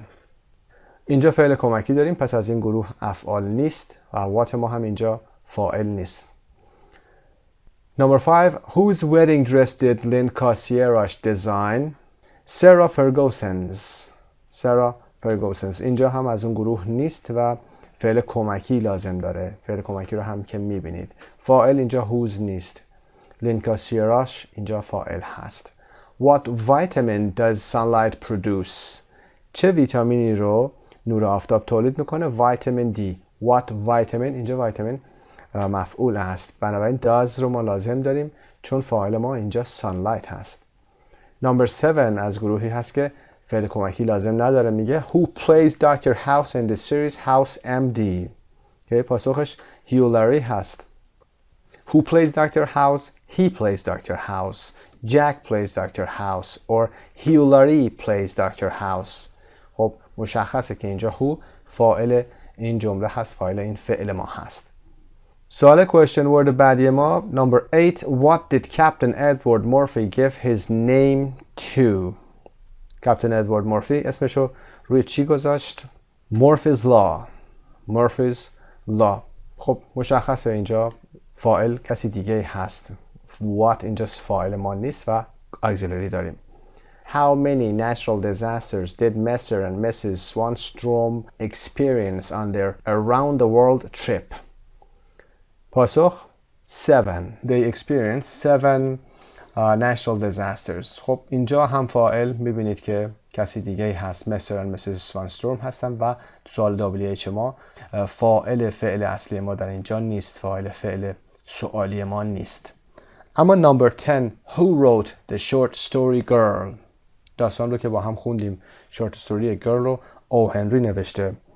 The American O. Henry wrote the short story girl. به جای who میتونیم او هنری بذاریم و بگیم O. Henry wrote the short story. پس who سابجکت ما هست و فعل کمکی لازم نداریم. Number 11 Which singer made reggae popular all over the world؟ چه خواننده رگی رو در سراسر جهان معروفش کرد؟ Number 11 باب مارلی. باب مارلی این کار رو انجام داده. به جای which singer میتونیم بذاریم باب مارلی made reggae popular. اینجا هم فعل کمکی لازم نداریم. پس which هم اینجا از گروه question word هایی هست که در اینجا فاعل میشه. Number 12 Who invented the dishwasher? A man or a woman? Who invented? A woman, Josephine Cochrane, invented the dishwasher. پس who اینجا دوباره فاعل هست. Who invented? She invented. Josephine invented. Who could never find his things when he was a child? The answer is John Fitzgerald Kennedy. He couldn't find. John couldn't find. Or John could never find. پس whoی سوال ما فاعل جمله هست. Number 14 Who shouted you cannot be serious at a tennis umpire at Wimbledon? The American tennis player John McEnroe. خب اینجا هم who فاعل جمله هست. Who shouted? He shouted. John McEnroe shouted. Number 15 که the last question هست. What is Kelly Hilderbrandt's husband named? Kelly Hilderbrand answerش هست. در این سوال هم what سابجکت ما نیست، پس این هم از این گروه نیست. سوالات رو که پاسخ دادیم میریم بخش بعدی writing and speaking. Part A Communication General Knowledge Quiz A page 105 B page 110 First write the questions then ask them to your partner. خب به قسمت کمیونیکیشن میتونید مراجعه بکنید. در بخش کمیونیکیشن در دو صفحه 105 و 110 سوالاتی رو آورده که سوالاتش از گروه WH هایی هست که فعل کمکی لازم ندارن. پاسخ سوالات رو بولد کرده، یعنی میتونید پاسخ سوالات رو تشخیص بدید و میتونید هر کدومتون یه صفحه رو بگیرید و تمرین کنید و دوستتون بپرسید و در ذهنتون این بحث گرامر رو هم داشته باشید که این سوالاتی که داریم میپرسیم هیچ کدوم از اینها فعل کمکی نیاز ندارن، چون خود اون WH که در سوال اومده فاعل فعل جمله ما هست. Part B and C باید این کار رو با هم انجام بدید با دوستاتون. With a partner make your own quiz. باید خودتون یک کویزی طراحی بکنید. Write 2 questions with or without auxiliaries for each category. Make sure you know the answers. Ask your questions to another pair. خب برای این قسمت یه سری سوالاتی رو طراحی بکنید از در زمینه‌های history, music, science, art و movies.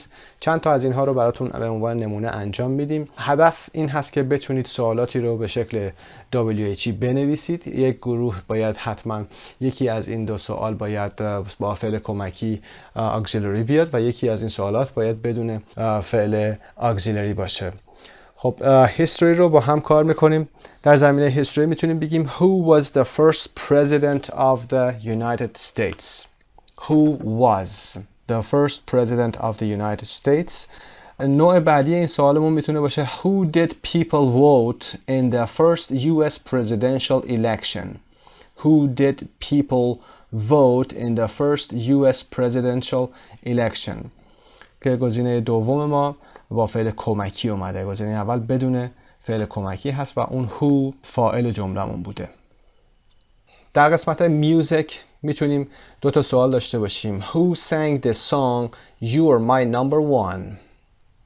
Who sang the song You're my number one? که پاسخش رو میدونید حتما انریک ایگلیسیاس هست. به جای who ما میتونیم انریک ایگلیسیاس بذاریم، بنابراین whoی ما نقش فاعلی در جمله رو داره. و سوال بعدی در زمینه میوزیک میتونه باشه Whose songs do you listen to? Whose songs do you listen to? این question word ما که whose هست اینجا با فعل کمکی do اومده، auxiliary آوردیم. subject ما هم you میشه بعد از do که اومده. اینجا دیگه whose subject نیست. در زمینه ساینس هم who invented the telephone. چه کسی تلفن رو اختراع کرد؟ پاسخ رو میدونی الکساندر گرام بل هست و این who نقش فاعلی جمله رو داره، بدون فعل کمکی میاد. و what did Alexander Graham Bell invent همون سوال هست، اما دیگه what ما در اینجا object هست، دیگه فاعل نیست و الکساندر گراهام بل سابجکت جمله بعدی ما میشه، پس یک فعل کمکی لازم داریم. به این ترتیب آموزش آخرین بخش از درس‌های امریکن انگلیش فایل سطح 2 رو با همراهی شما عزیزان و یاری دوستان همکارم به پایان میرسونیم. تدریس سطح بعدی هم آغاز میشه و امیدواریم بتونیم با کتاب بعدی به زودی در کنار شما باشیم. در آدرس تلگرامم و ایمیلم منتظر نظرات و انتقادات سازنده شما خواهم بود. مثل همیشه از همراهی و پیام‌های پرمهرتون تشکر فراوان دارم. محصولات این چنینی با صرف زمان، انرژی و حساسیت زیادی تهیه میشه، بنابراین از اینکه حق تکثیر و کپی رایت رو رعایت میکنید کمال تشکر رو ازتون دارم. پیروز و سربلند باشید. به نام خدا. مروری بر درس‌های 11 و 12 رو با بحث گرامر شروع میکنیم. Circle A, B or C. The golf ball went into the hole and everybody cheered. گالف بال توپ گلف هست.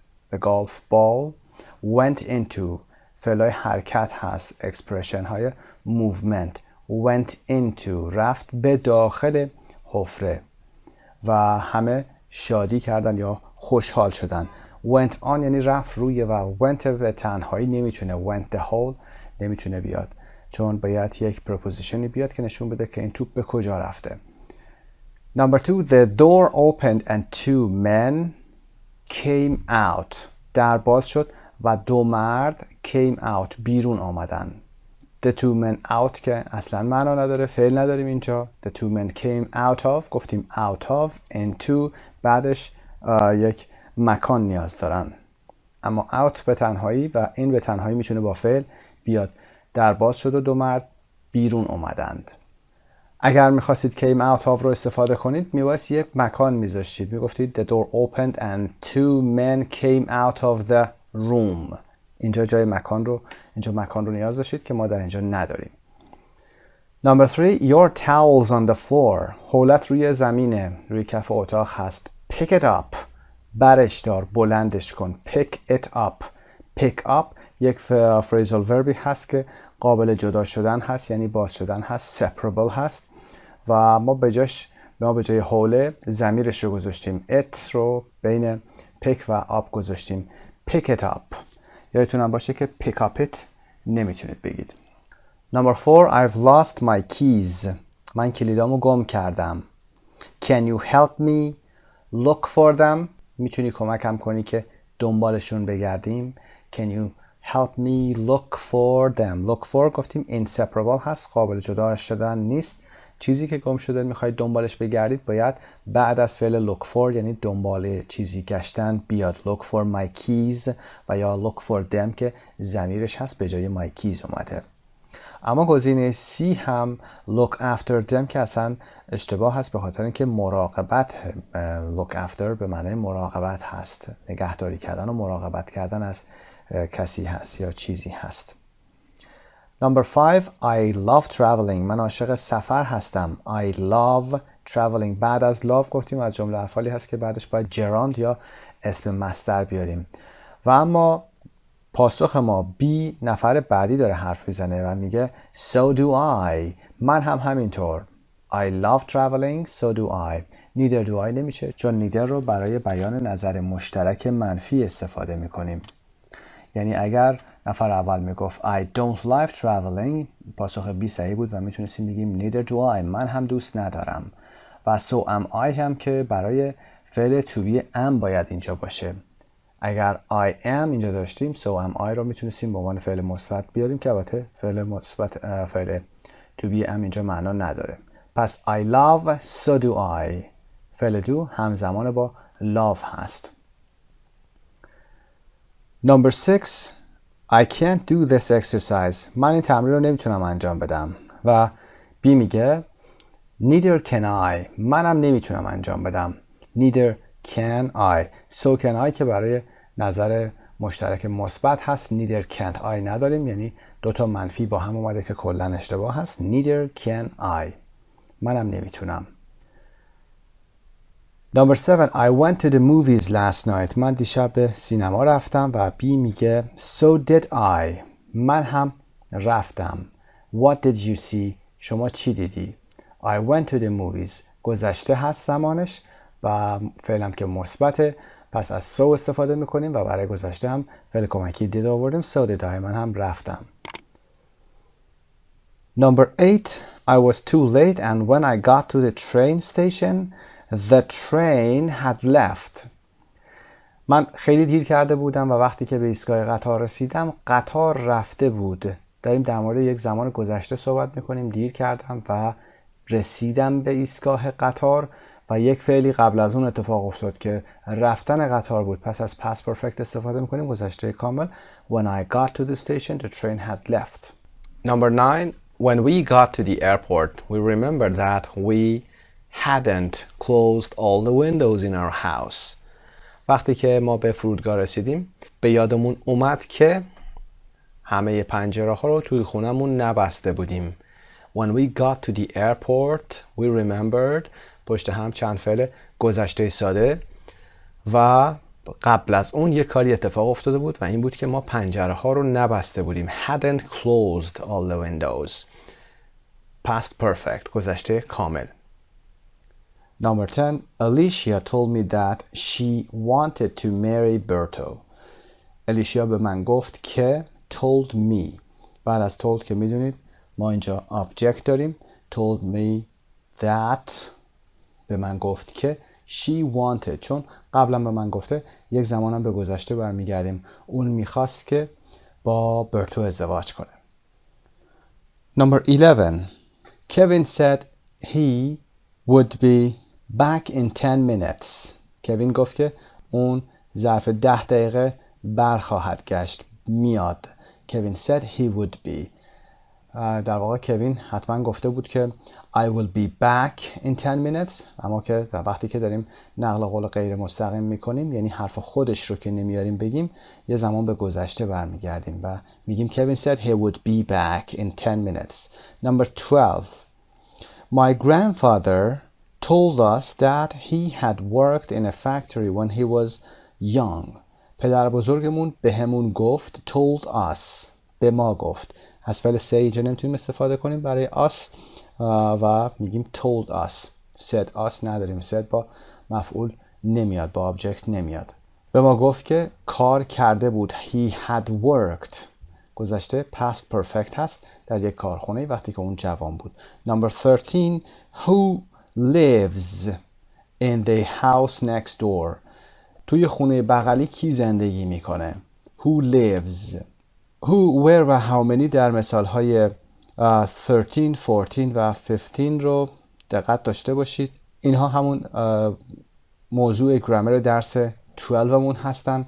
اینجا who subject هست، بنابراین به فعل کمکی احتیاجی نیست. نمیتونیم بگیم who does live in the house next door، به این خاطر که میتونید به جای who اسم بیارید و چک کنید و ببینید که نیازی به آوردن does نیست. Who lives in the house next door و یا Jack lives in the house next door. به همین سادگی بنابراین نیازی به فعل کمکی وجود نداره و who اینجا سابجکت فعلمون هم هست. Number 14. Where did you buy that dress? Where گفتیم از اون جمله سوالات question word های WH هست که نیاز به فعل کمکی do does did داره. Where did you buy that dress? اون لباس رو کجا خریدی؟ نمیتونید بگید where you bought that dress مگر در شرایط خاص هست، در جمله های خاص که هنوز با اونها آشنا نشدید. Number 15. How many people want to go on the excursion? چند نفر میخوان که به این تور برن؟ How many people want. اینجا هم فعل کمکی نیاز نداریم. اگر به جای how many subject بیارید، تعداد نفر رو بیارید، بگید 3 people 10 people want to go on the excursion، مشخص میشه که اینجا فعل کمکی نیاز ندارید و how many subject فعل این جمله هست. Complete with a word from the list. Along, down, into, off, out, back, past, toward, through, up. Number 1, we drove through a lot of tunnels on our way to New York City. ما از میان چندین تونل در مسیرمون به نیویورک عبور کردیم، یعنی رانندگی کردیم. We drove through. از میان تونل عبور کردن در وکب کار کردیم through هست. We walk, we drive و غیره افعال های حرکتی رو با through میاریم که از میان تونل حرکت میکنیم. Number 2, when it started to rain, we went into a cafe to wait until it stopped. وقتی که شروع به بارون کرد و یا بارندگی شروع شد، we went into، رفتیم داخل یک کافه. We went into افعال حرکتی با preposition into a cafe to wait که صبر کنیم تا اینکه بارون بند بیاد. Number 3, she walked along the street. اون در طول خیابان حرکت کرد، در امتداد خیابان حرکت کرد. Looking in all the store windows.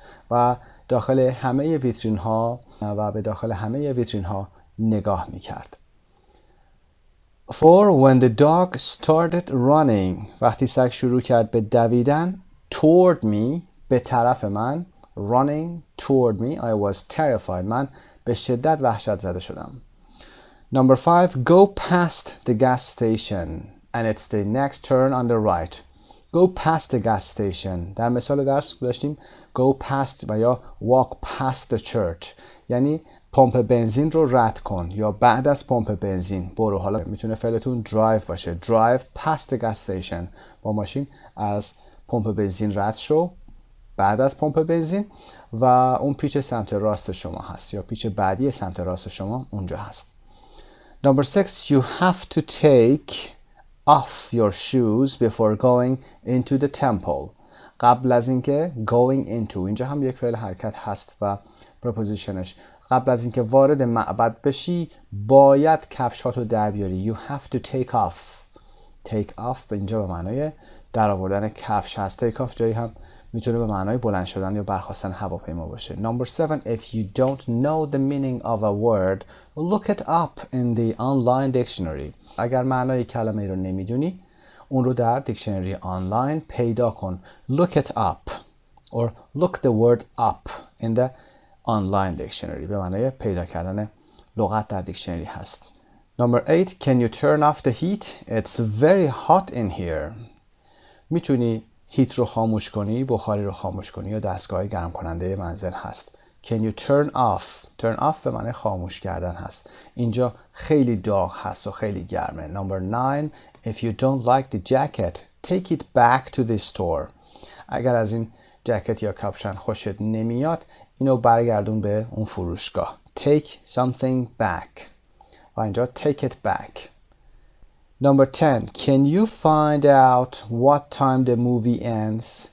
Find out means discover. مشخص کردن. میتونی مشخص کنی که فیلم چه زمانی تمام میشه. وبسایت مجموعه زبان ایرانی. Part B, complete the missing words. Number 1, Julia and Jane are identical twins. جولیا و جین دو قلوهای مشابه هستن. Identical. Number 2, I live on the same street as my sister. من توی همون خیابونی که خواهرم هست زندگی میکنم. Number 3, her new novel is very similar to her last one. رمان جدیدش خیلی شبیه رمان قبلیش هست. Is very similar. Number 4, Dave isn't very tall and neither is his son. Dave خیلی بلند قد نیست و پسرش هم همینطور. Neither is his son. Dave isn't, neither is. Number 5, my parents both love classical music. والدین من هر دو عاشق موسیقی کلاسیک هستند. Part C, complete the phrases with a verb from the list. Do, get, give, go, leave, look, put, take, tell و turn. Number 1, go skiing. به اسکی رفتن یا اسکی انجام دادن. Put on your coat. کت پوشیدن. Tell me a story. برام داستانی رو تعریف کنی. Look forward to something. منتظر چیزی بودن. اشتیاق چیزی رو داشتن. Number 5, leave your dog with friends. سگتون رو پیش دوستاتون بذارید که مراقبت کنن ازش. Number 6 turn up the music. turn up یعنی بلند کردن صدا و turn up the music بلند کردن صدای موسیقی. در برابرش turn down. Number 7 take a swim. بدنی به آب زدن و شنا کردن هست take a swim. off the train get off the train. پیاده شدن از قطار که سوار شدنش هم get on میشه. give up یعنی ترک کردن، کنار گذاشتن. give up smoking. و number 10 do karate. فعل do هست که برای ورزش های رزمی میاد. do karate. circle the word with a different sound. number 1 صدای آ کوتاه هست. luggage, rugby, summer, put. put is different. number 2 written, middle, fill, find. number 3 owl like owl. around, down, out, through. number 4 like thumb. throw, nothing, both, neither. the, neither. number 5 gossip, together, negative, message. Underline the stressed syllable. windsurfing, toward,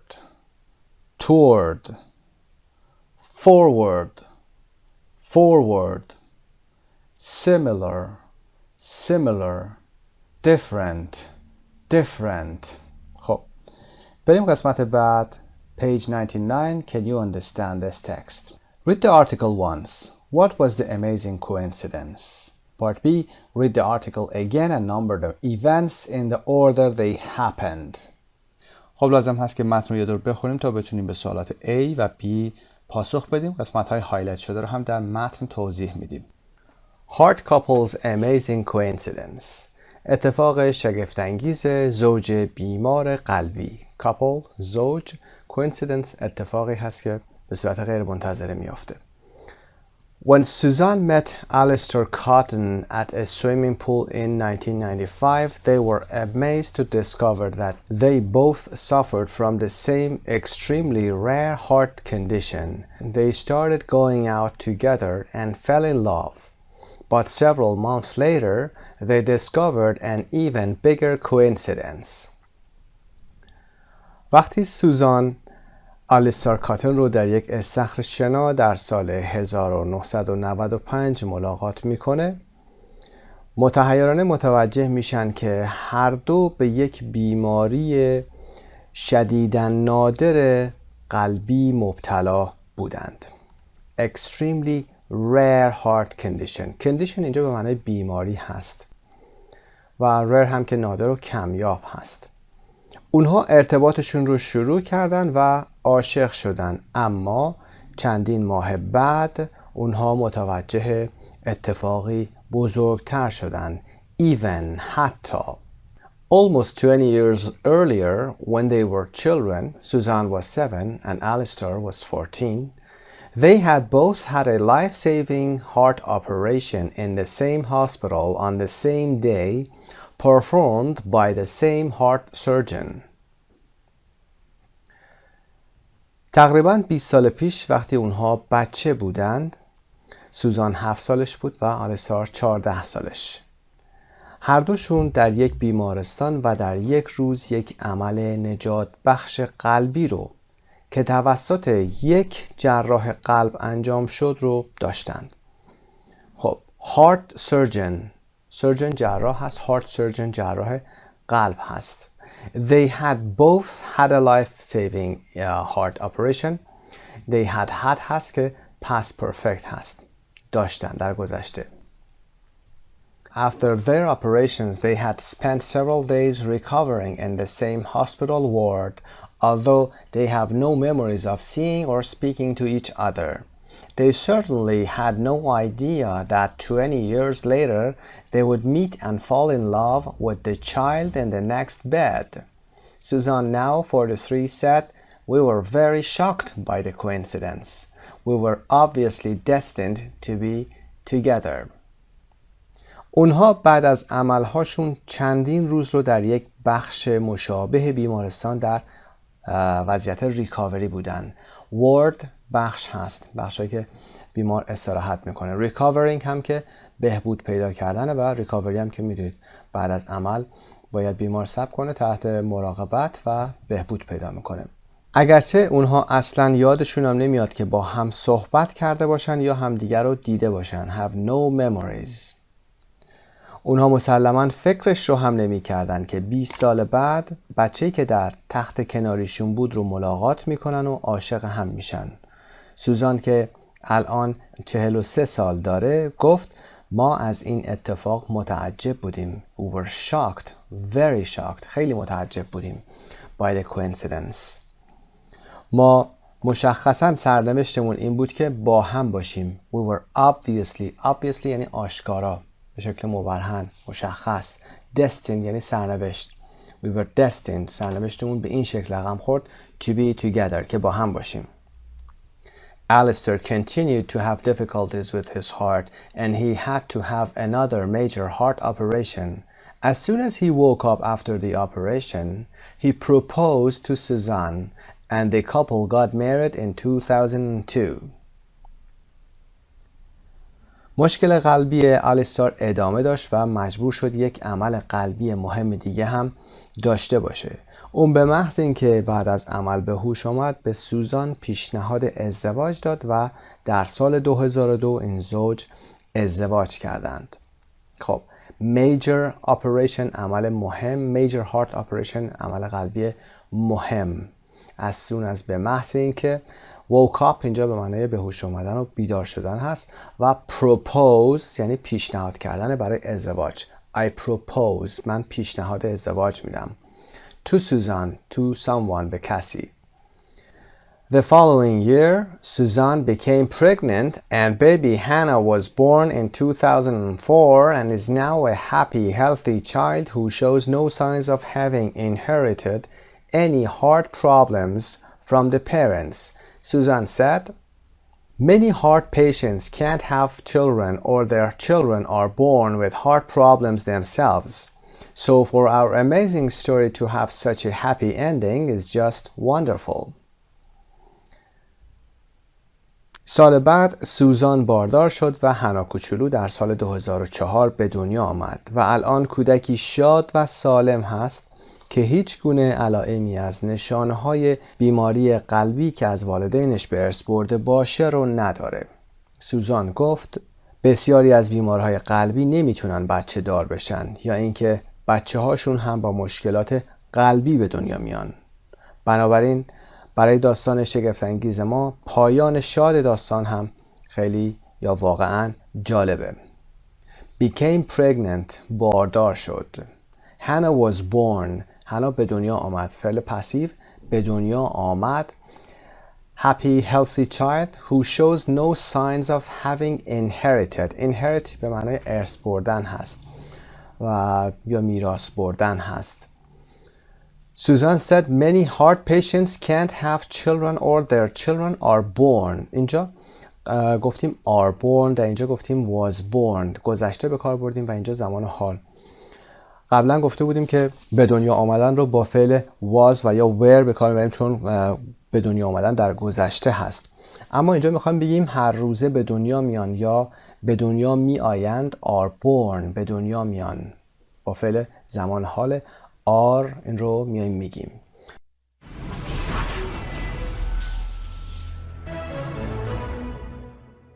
What was the amazing coincidence?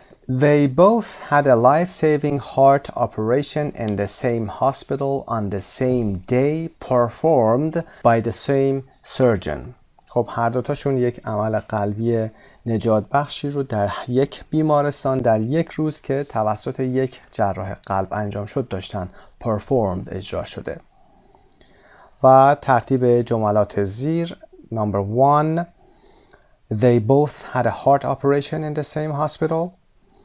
Number 2. They met at a swimming pool. Number 3. They discovered they had the same heart problem. Number 4. They discovered that they had been in the same hospital 20 years earlier Number 5, Alistair had another heart operation. Number 6, Alistair asked Alison to marry him, proposed or asked Alison to marry him. Number 7, they got married. و number 8, their daughter was born. دخترشون به دنیا آمد. خب قسمت سی رو هم که در متن انجام دادیم. از متن استفاده کنید، میتونید خلاصه سازی کنید و یا متن رو برای دوستتون یا برای خودتون تعریف کنید. کلماتی که هایلایت شده رو هم سعی کنید استفاده کنید و به نکات گرامری هم که در متن همین قسمت اومده و اشاره شد توجه داشته باشید.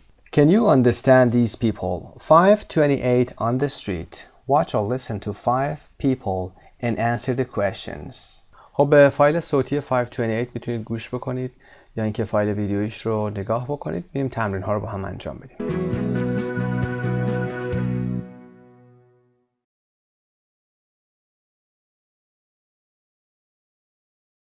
Do you know any twins? Yes, I have a really good friend who has an identical twin brother. Are they very similar? They look exactly the same, but their personalities couldn't be more different.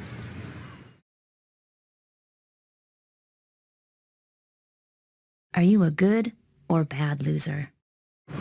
I'm a good loser, I think. Why? Well, I think the best person wins, and if I'm not the best person, then that's okay.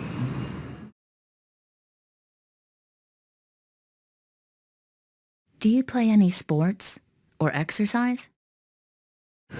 Yes. What do you do? I play basketball. I used to play baseball and a little bit of tennis. Do you enjoy it? Yes. Are you a morning or evening person? Normally a morning person. Why? Because I have much more energy in the morning. I used to be an evening person, but not so much now.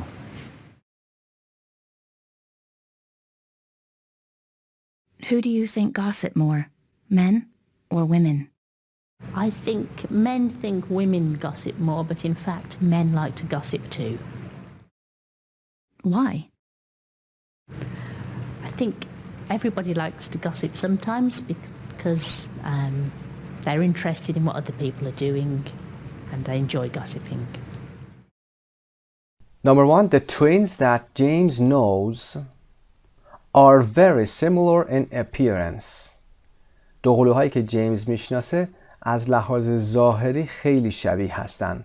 در متن میگه they look exactly the same but their personalities couldn't be more different. اونها خیلی از لحاظ ظاهر شبیه هستن اما شخصیت هاشون خیلی متفاوت هست. Number 2, Ruth doesn't mind losing when the person who wins is better than she is. A هست. روث براش باختن مهم نیست وقتی که کسی که روبروش هست و برنده میشه بهتر از اون هست. گرامری هم که داره doesn't mind losing. بعد از doesn't mind ما جران داریم و میگه I'm a good loser. The best person wins. Number 3, the sport Justin doesn't play anymore is baseball.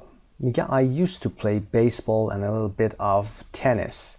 I used to الان یعنی که الان دیگه بازی نمیکنه. Baseball. Number 4, Andy was an evening person in the past.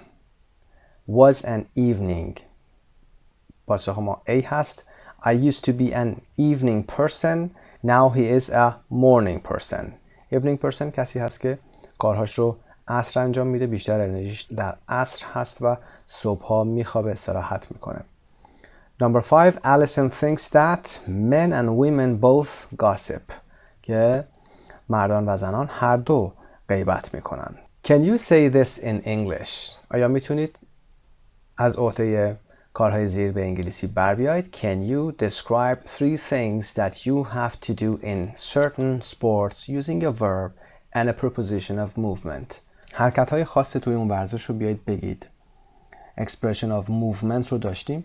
بیایید بگید. به عنوان مثال In soccer, you have to kick the ball into the goal. در فوتبال باید توپ رو به داخل دروازه بزنی. You have to kick the ball into the goal. به این شکل. فعل حرکت رو با یک preposition بیارید. Number 2, can you make true sentences with take off, turn down and look after? میتونید از take off, turn down و look after استفاده کنید. جمله های درستی رو در مورد خودتون بگید. به عنوان مثال take off your coat, turn down the music و یا turn down the television و look after somebody, look after your grandparents. به عنوان مثال look after رو یادتون باشه که نمیتونید از همدیگه جدا بکنید. اما اینجا میتونید بگید can you take your coat off, can you turn the music down. اما اینجا باید بگید look after somebody. جدا از هم نیستن, separable نیستن. Number 3, say true things about you. Your partner responds with so am I, etc. and neither do I, etc. خب باید جمله رو بگید که دوستتون و یا خودتون بتونید از so am I و neither am I, neither do I و غیره استفاده بکنید که مسلما میتونید این کار رو انجام بدید. Continue these sentences with the past perfect. جمله های زیر رو با past perfect کاملش بکنید. I got to the train station. من به ایستگاه قطار رسیدم. But the train had left. اما قطار رفته بود. B. When I saw him, I was surprised because وقتی که اونو دیدم متعجب شدم because he had changed a lot. به عنوان مثال اون خیلی تغییر کرده بود. Number 5. Can you report 2 things that somebody said to you yesterday using said or told me? اگر چیزی رو کسی به شما گفت روز گذشته میتونید بیاید اینو گزارش بکنید. به این شکل بگید. به عنوان مثال he said that he was going to see his friend or she said that. به این شکل میتونید بگید. مسلما در درس و تمرین ها به این موضوع مسلط شدید. Number 6. Ask your partner 3 questions without an auxiliary verb beginning with who, how many and which. که در تمرینات اینها رو انجام دادیم. به عنوان مثال who won the last match میتونید استفاده بکنید. جمله هایی که میسازید بدون فعل کمکی باشه. خب تمرین های این بخش بهتر بگیم آخرین تمرین student book کتاب سطح 2 از امریکن انگلیش فایل در اینجا به پایان میرسه. برای تک تک شما عزیزان آرزوی سلامتی و موفقیت روز افزون دارم. به نام خدا. Unit 12 Grammar Bank. 12A Past Perfect. گذشته کامل. When I woke up, the yard was all white. It had snowed during the night. وقتی که من بیدار شدم، حیاط کاملا سفید بود. در طول شب برف باریده بود. I suddenly realized that I'd left my cell phone in the taxi. ناگهان متوجه شدم که موبایلم رو در تاکسی جا گذاشته بودم. We got home just in time. The game hadn't started. ما به موقع رسیدیم خونه. مسابقه شروع نشده بود. When she got to class, she realized that she hadn't brought her book. وقتی که اون به کلاس رسید، متوجه شد که کتابش رو نیاورده بود. A. I went to New York City last weekend. I really loved it. Had you been there before? No, I hadn't. آخر هفته گذشته به نیویورک رفتم. واقعا ازش خوشم اومد یا عاشقش شدم. قبلا اونجا رفته بودی؟ نه، نرفته بودم. Use the past perfect when you are already talking about the past and want to talk about an earlier past action. Past perfect و یا همون گذشته کامل به زبان فارسی که میگیم رو زمانی استفاده میکنیم که داریم در مورد یک گذشته صحبت میکنیم و بخوایم در مورد زمانی قبل از اون زمان گذشته صحبت بکنیم. فعالیتی که قبل از اون زمان گذشته اول صورت گرفته میخوایم در موردش صحبت بکنیم. مثل وقتی که من بیدار شدم حیاط سفید بود. It had snowed during the night. یعنی it snowed before I woke up. قبل از اینکه من بیدار بشم برف باریده بود. فعل برف باریدن قبل از بیدار شدن من صورت گرفته. گذشته کامل. Past perfect. Make the past perfect with had or hadn't plus past participle. past perfect یا گذشته کامل فرمولش یا ساختارش با استفاده از had هست برای همه ضمایر و یا اگر منفی هست hadn't به علاوه بچه وصفی فعلمون past participle قسمت سوم. The form of the past perfect is the same for all persons. شکل past perfect همطور که در قسمت بالا گفتیم برای همه افراد به یه شکل هست. Had is sometimes contracted to apostrophe D. گاهی وقتا مخصوصا در مکالمات past perfect رو به این شکل می نویسیم، یعنی ضمیر رو میاریم آپاستروفی و دی رو باش میاریم و past perfect رو میسازیم. به عنوان مثال I'd gone، من رفته بودم. و اما قسمت note had or would. Be careful. Apostrophe D can be had or would. میدونید که اگر ما اینجا I بیاریم قبل از apostrophe و D اینجا میشه I'd و ممکنه که این معنای I had رو بده و یا I would. I didn't know that you'd found a new job. Apostrophe D here means had. نمیدونستم که شما شغل جدیدی پیدا کرده بودی. You had found. و اما if you went by taxi you would get there more quickly. اگر با تاکسی میرفتی زودتر یا سریعتر میرسیدی. اینجا you'd به معنای you would هست. روش تشخیصش هم خیلی سخت نیست. وقتی که بعد از آپاستروفی D شما قسمت سوم فعل نداشتید اون would هست و اگر بعد از آپاستروفی D قسمت سوم فعل داشتید پس اون آپاستروفی D باید had باشه. بریم قسمت 12B. وبسایت مجموعه زبان ایرانیان. Reported or indirect speech. در قسمت 12B در مورد نقل قول میخوایم صحبت بکنیم. یک وقت نقل قول مستقیم گفته خود شخص هست، یعنی آنچه که گفته بدون هیچ تغییری گفته میشه و یه وقتی هم میبینید که نقل قول رو شما تغییر میدید و به زبون خودتون میگید. مثل در این direct speech که I love you هست عین گفته خود فرد هست و شما میخواید بگید اون نفر اول این حرف رو زده، میگید he said that he loved me و یا he said he loved me. that اینجا آپشنال هست. اون گفت که اون عاشق منه، یعنی اون آقا عاشق من هست، منو دوست داره. و یا I've just arrived، من همین الان رسیدم یا چند لحظه پیش رسیدم. She said she had just arrived or she said that، اون گفت که، میتونید این که رو نیارید، that آپشنال هست. اون گفت اون چند لحظه پیش رسیده بود. We'll come at 8، ما ساعت 8 میایم. He told me or he told me that، اون به من گفت و یا به من گفت که. They would come at 8، اونا ساعت 8 میان. I don't want to go to the party، نمیخوام به مهمانی برم. Jack told Anna that و یا بدون that he didn't want to go to the party. جک به انا گفت که و یا جک به انا گفت اون نمیخواست به مهمانی بره. Use reported speech to report means to tell somebody what another person said. ساختار reported speech یا نقل قول برای گزارش هست. آنچه که فرد دیگه ای گفته رو شما میخواید گزارش کنید. To tell somebody، به کسی دیگه میخواید اینو بگید که نفر اول چی گفته. We often introduce reported speech with said or told plus person. اغلب ما نقل قول رو با said و یا told به علاوه اسم اون شخص که گفته رو میاریم و شروع میکنیم. مثل مثال های بالا، اون گفت he said. He told Anna به این شکل. said به تنهایی و told که میدونید باید با یک objectی بیاد، مفعولی بیاد. After said or told, that is optional. For example, he said he loved me or he said that he loved me.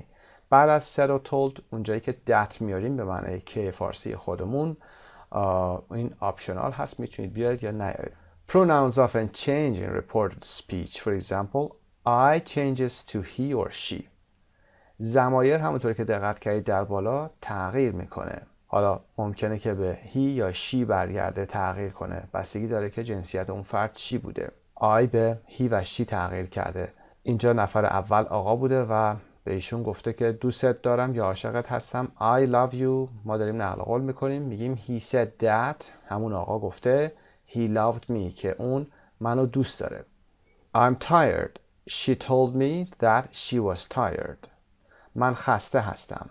این نقل قول مستقیم هست، حرف خود فرد هست، در علامت نقل قول هم دو طرف گذاشته، کوتیشن مارک هست و بعد فردی اومده میگه سخن ایشون رو، حرف ایشون رو داره نقل قول میکنه، میگه she told me that، یعنی نفر اول she بوده، یعنی که میگفته I am tired خانم بوده، پس میگیم she told me و یا she told me that she was tired که خسته بود. و اگر این فرد آقا بود، پسر بود، بعد میگفتیم he told me that he was tired or he told me he was tired. اون به من گفت که خسته بود. همونطور که ضمایر تغییر میکنن، افعال رو هم دقت کردید تغییر کردن. Verb tenses change like this. اینجا direct speech هست که گفته مستقیم فرد هست و اینجا نقل قول هست، reported هست، غیر مستقیمه. I can help you. Simple present. I can help you. میتونم بهت کمک کنم. اینو گفته تو علامت نقل قول هم ببینید. حالا میخوایم تغییر بدیم، از طرف اون آقا یا اون خانم بگیم He said he could help me. Simple past. He said he could help me. در اینجا گفتیم من میتونم کمکت کنم. تغییرش دادیم شده اون گفت که میتونست به من کمک کنه. یه زمان به عقب برمیگرده. Can, could. Simple present to simple past. I'm watching TV. من دارم تلویزیون تماشا میکنم. Present continuous. حال استمراری. میخوایم نقل قولش کنیم. She said یا she said that she was watching TV. اون گفت که داشت تلویزیون تماشا میکرد. Past continuous. Present continuous. Past continuous. یه زمان به گذشته برمیگرده. I will call you or I'll call you. من بهت زنگ میزنم. Will. He told me he would call me. اون به هم گفت که به هم زنگ میزنه. Will به would تبدیل میشه. یه زمان به گذشته برمیگرده. He would call me. I met a girl. Simple past هست. John told me that she had met a girl. من یه دختری رو دیدم، ملاقات کردم. جان به من گفت که دختری رو دیده بود. Past perfect. Simple past به past perfect تبدیل شده. I've broken my leg. پام شکست. Present perfect. Sarah said that she had broken her leg. Past perfect. سارا گفت که پا شکسته بود. Present perfect به past perfect تبدیل میشه. اینها رو میتونید در قالب یه جدولی بیارید خودتون تمرین کنید و یا با تمرین‌های کتاب اونها رو انجام بدید. براتون حتما ساده تر خواهد شد. Simple present به simple past. Present continuous. Past continuous. Will به would. can اگر باشه به could مثل بالا. Simple past به past perfect تبدیل میشه. گذشته ساده به گذشته کامل میره و present perfect هم به گذشته کامل میره. Say or tell. You can use said or told in reported speech, but they are used differently.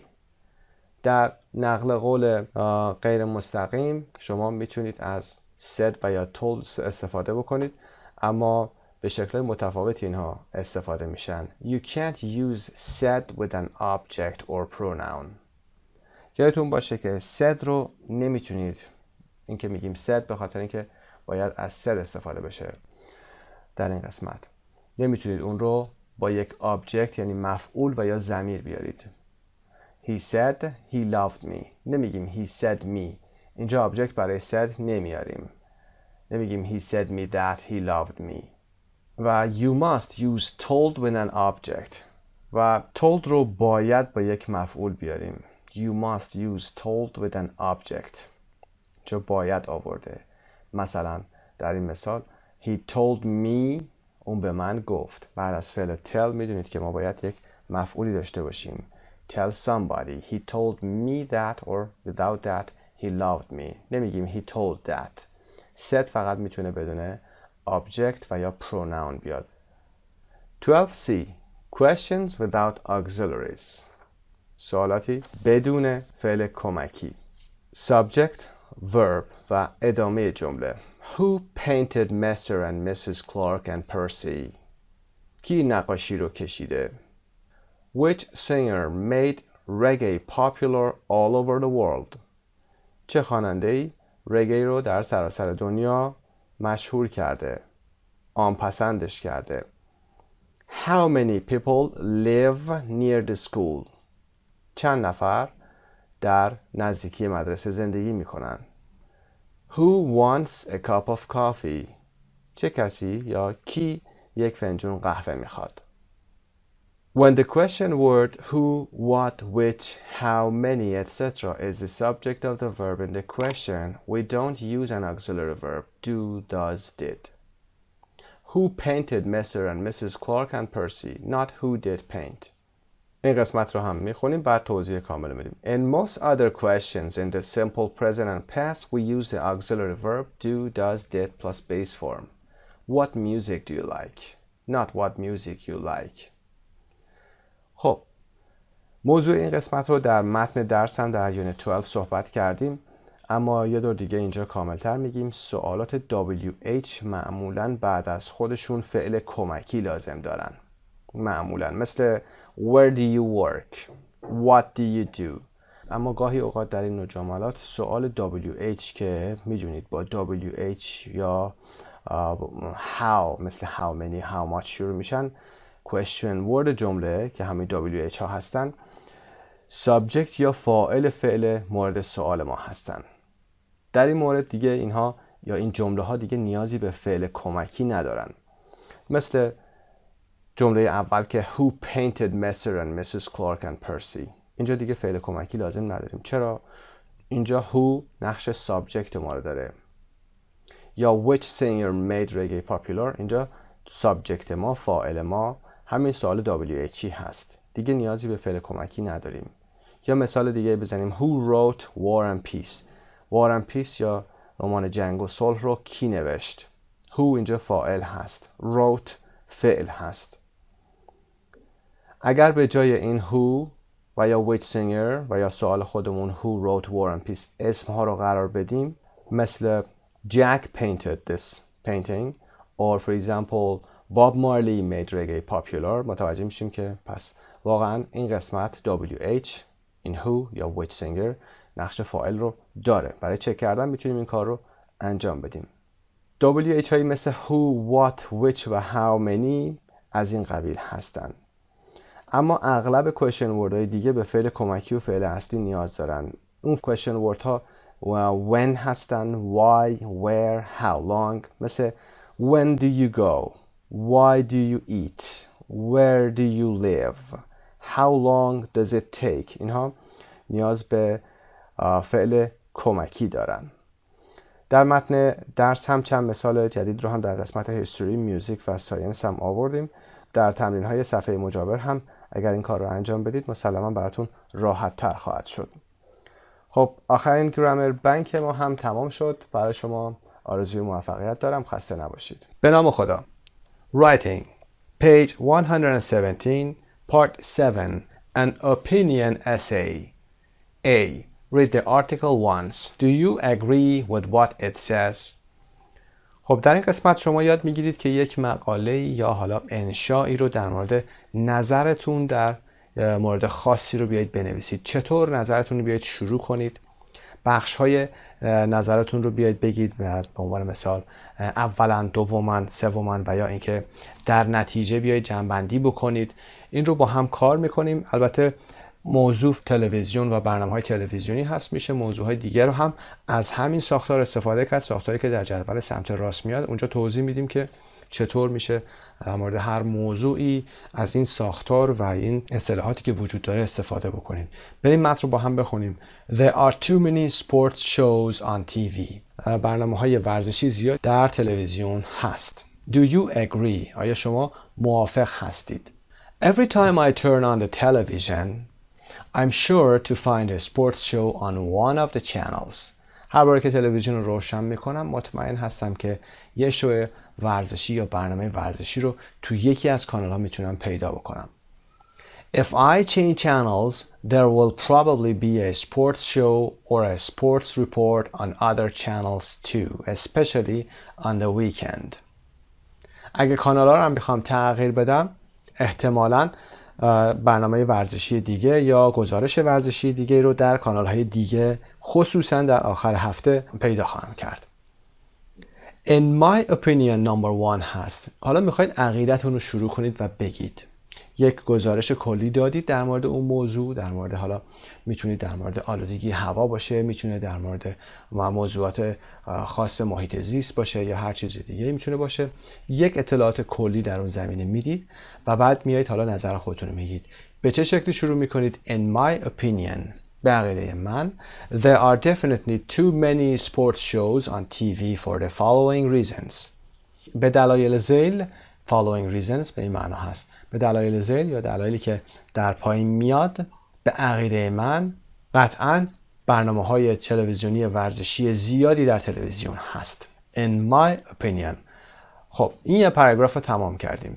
میریم پاراگراف دوم. حالا میخوایم دلایل رو بگیم. میخوایم بگیم اولا، دوما، سوما و غیره. اولا رو به این شکل شروع میکنیم یا نخست رو به این شکل شروع میکنیم. Firstly. بعد از firstly هم یک کاما باید داشته باشیم. Firstly, if you compare sports with other TV shows, sports completely dominate. نخست اینکه یا اولا اینکه اگر شما برنامه‌های ورزشی رو با برنامه‌های دیگه تلویزیونی مقایسه بکنید، compare with other. Sports completely dominate. برنامه‌های ورزشی کاملا غالب هستند. Dominate. The only time you can watch talk shows or game shows or soap operas is on weekday mornings or afternoons.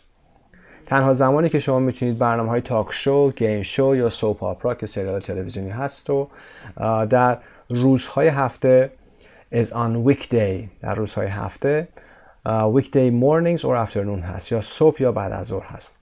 This is not fair to people who like other kinds of TV shows. این برای مردم دیگه‌ای که میخوان علاقه‌مند به برنامه‌های تلویزیونی دیگه هستن انصاف نیست، عادلانه نیست برای اونها. یک کاما میذارید و for example dramas. قبل از for example یه مکسی دارید، بنابراین براش یک کاما باید بذارید. بعد مینویسید for example dramas, political shows or documentaries که برنامه‌های نمایشی، سیاسی و یا مستند رو میتونید به عنوان اون مثال ها بیارید. اینجا پاراگراف رو تمام میکنید. خط بعدی، پاراگراف بعدی از اول خط جلوتر هم نمیبرید. اندنتیشن رو استفاده نمیکنید. Secondly شروع میکنید. بعد از firstly باید secondly رو بیارید. Firstly, secondly بعدش هم یک کاما. The sports shows on TV are not only the important games. برنامه‌های شوهای تلویزیونی ورزشی فقط مسابقات مهم نیستن. Every week they show boring games from college and even high school divisions. هر هفته اونها برنامه‌های کسل کننده ورزشی رو یا مسابقات ورزشی کسل کننده رو از دانشگاه‌ها و یا حتی از بخش‌های دبیرستان‌ها هم میان پخش میکنن. خب اینو دوباره تمام میکنید. میخواید برید دلیل دیگه رو بگید. Firstly, secondly و thirdly. Thirdly از ابتدا شروع میشه، بعدش دوباره یک کاما. به ترتیب همه اینها کاما لازم دارن. I also believe that on the weekend most people want to relax in front of the television. Many people, including me, don't like sports and prefer to see good movies or funny comedy shows. سوماً اینکه من همچنین معتقدم که هر کجا که باید پاز بکنیم کاما میذاریم و در خوندن هم همین رو رعایت میکنیم. وقتی که یک جمله رو میخوایم بخونیم هر کجا پاز داشتیم مکس میکنیم و در جایی که نقطه میخوره فول استاپ یا پوینت میاد اونجا دیگه باید جمله ما آروم آروم دیگه به سمت پایین و تمام بشه. به این شکل. Thirdly, I also believe that on the weekend most people want to relax in front of the television. من همچنین معتقدم که در آخر هفته اغلب مردم میخوان که در جلوی تلویزیون، روبروی تلویزیون ریلکس کنن، استراحت کنن. بسیاری از مردم از جمله من including me don't like sports. ورزش رو دوست ندارن و ترجیح میدن که فیلم های خوب یا شوهای کمدی فان ببینن. خب دلایل رو آورده تمام کرده. حالا میخواد بگه در پایان نظر آخر رو بگه. Finally در نهایت. Finally I think نظرش رو دوباره میگه.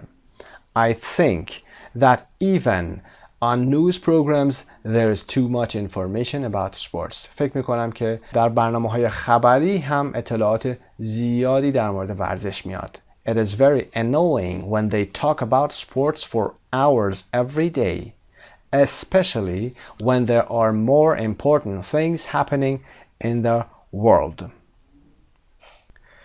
این خیلی ناراحت کننده هست وقتی که اونها ساعتها در مورد ورزش صحبت میکنند هر روزه، خصوصا وقتی که چیزهای مهمتری هم در دنیا در حال رخ دادن هست.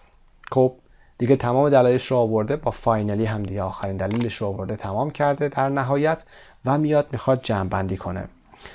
To conclude گزینه to conclude در قسمت بالا در لیست گزینه آخر هست. To conclude در نتیجه، در خاتمه I think TV should show fewer sports shows, especially on the weekend.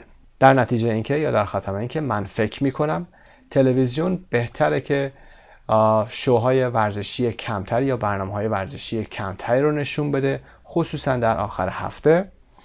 و instead it should show، حالا نظر خودش رو گفته که کلا اینکه برنامه‌های ورزشی زیاد داره نشون داده میشه. حالا یه نظری هم میده، یه پیشنهادی هم میده، میگه در عوض به جای اون instead it should show other kinds of shows and more movies. در عوض بهتره که انواع شوهای دیگه یا برنامه‌های دیگه و فیلم‌های بیشتری رو پخش بکنن. On news programs they should talk about important things that are happening in the world, not about sports. در برنامه‌های خبری اونها باید در مورد چیزهای مهمی که در جهان داره اتفاق میفته باید صحبت بکنن و نه ورزش. خب این متن رو با هم خوندیم. بریم قسمت B. Part B. Read the article again and complete the blanks with a word or phrase from the list. Use capital letters where necessary. خب این کار ما با هم انجام دادیم. مطمئنا خودتون میدونید که اول جمله باید از capital letter استفاده بکنید. جایی که finally رو گفتید، firstly رو گفتید، باید حتما از حروف capital یا حروف بزرگ استفاده کنید. For example, thirdly, in my opinion, instead و to conclude از کلماتی بوده که در متن استفاده شده. See, you're going to write an article called There are too many reality shows on TV. میخواید الان یک آرتیکلی بنویسید، یک مقاله‌ای بنویسید، یک صفحه‌ای که حداقل 100 تا 150 تا کلمه باید داشته باشه و عنوانش هم هست There are too many reality TV shows on TV. خیلی شبیه به این موضوع هست، اما شو یا مصاحبه تلویزیونی حالا میخوایم بگیم در تلویزیون زیاده. Do you agree؟ آیا شما موافق هستید؟ With the partner decide if you agree or not and think of 3 or 4 reasons. خب حالا میتونید با یه دوستتون یا خودتون این کار رو انجام بدید. 3 یا 4 دلیل باید براش بیارید که به ترتیب بگید. For example, for the following reasons, firstly, secondly, thirdly و یا fourthly و یا اینکه finally. D. Write the article. Write 4 or 5 paragraphs. باید 4 یا 5 پاراگراف بنویسید. Paragraph 1.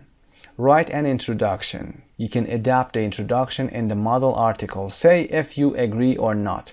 در پاراگراف 1 همینطور که در این قسمت میبینید باید اینتروداکشنی بنویسید، مقدمه‌ای بنویسید بر اینکه ریالیتی شوها در تیوی زیاد هستن. بعد این رو مدلش قرار بدید برای خودتون. بعد بگید که موافق هستید یا نه. In my opinion رو بیارید حتما استفاده بکنید. از کلمات کلیدی، اصطلاحات کلیدی هستن که اینا استفاده میشن اینجا. در middle paragraphs که پاراگراف های میانی شما هستن give your reasons. Begin the paragraphs with firstly, secondly, thirdly and finally. به ترتیب استفاده بکنید از اولا، دوما، سوما و غیره که در انتها باید بگید در نهایت، در پایان. به این شکل که دلایلتون رو هر کدوم در یک پاراگراف میارید. بعد از firstly, secondly هم کاماتون رو میذارید. جمله که تمام شد پاراگراف بعدی از اول خط شروع میکنید. The last paragraph, write a conclusion. This should be a summary of what you write in the middle paragraphs. در پاراگراف آخرتون باید یک جمع‌بندی کلی داشته باشید از چیزهایی که در متن بالا گفته شد، یعنی دلایلتون رو بتونید اونجا جمع‌بندی کنید، خلاصه سازی کنید و در نهایت یک پیشنهاد کوچیکی هم داشته باشید. check your article for mistakes, grammar, punctuation and spelling. Show your article to other students in the class. How many of your classmates agree with you? How many disagree؟ که این کار میتونید با دوستاتون انجام بدید. مقالاتون رو بخونید ببینید که کدومی که دوستاتون agree هستن و یا کدومشون disagree هستن و یا از اونها استفاده کنید ببینید که به چه شکلی نوشتن، کمک بگیرید از دوستاتون. بعد از این میتونید لطفاً برگردید به page 85.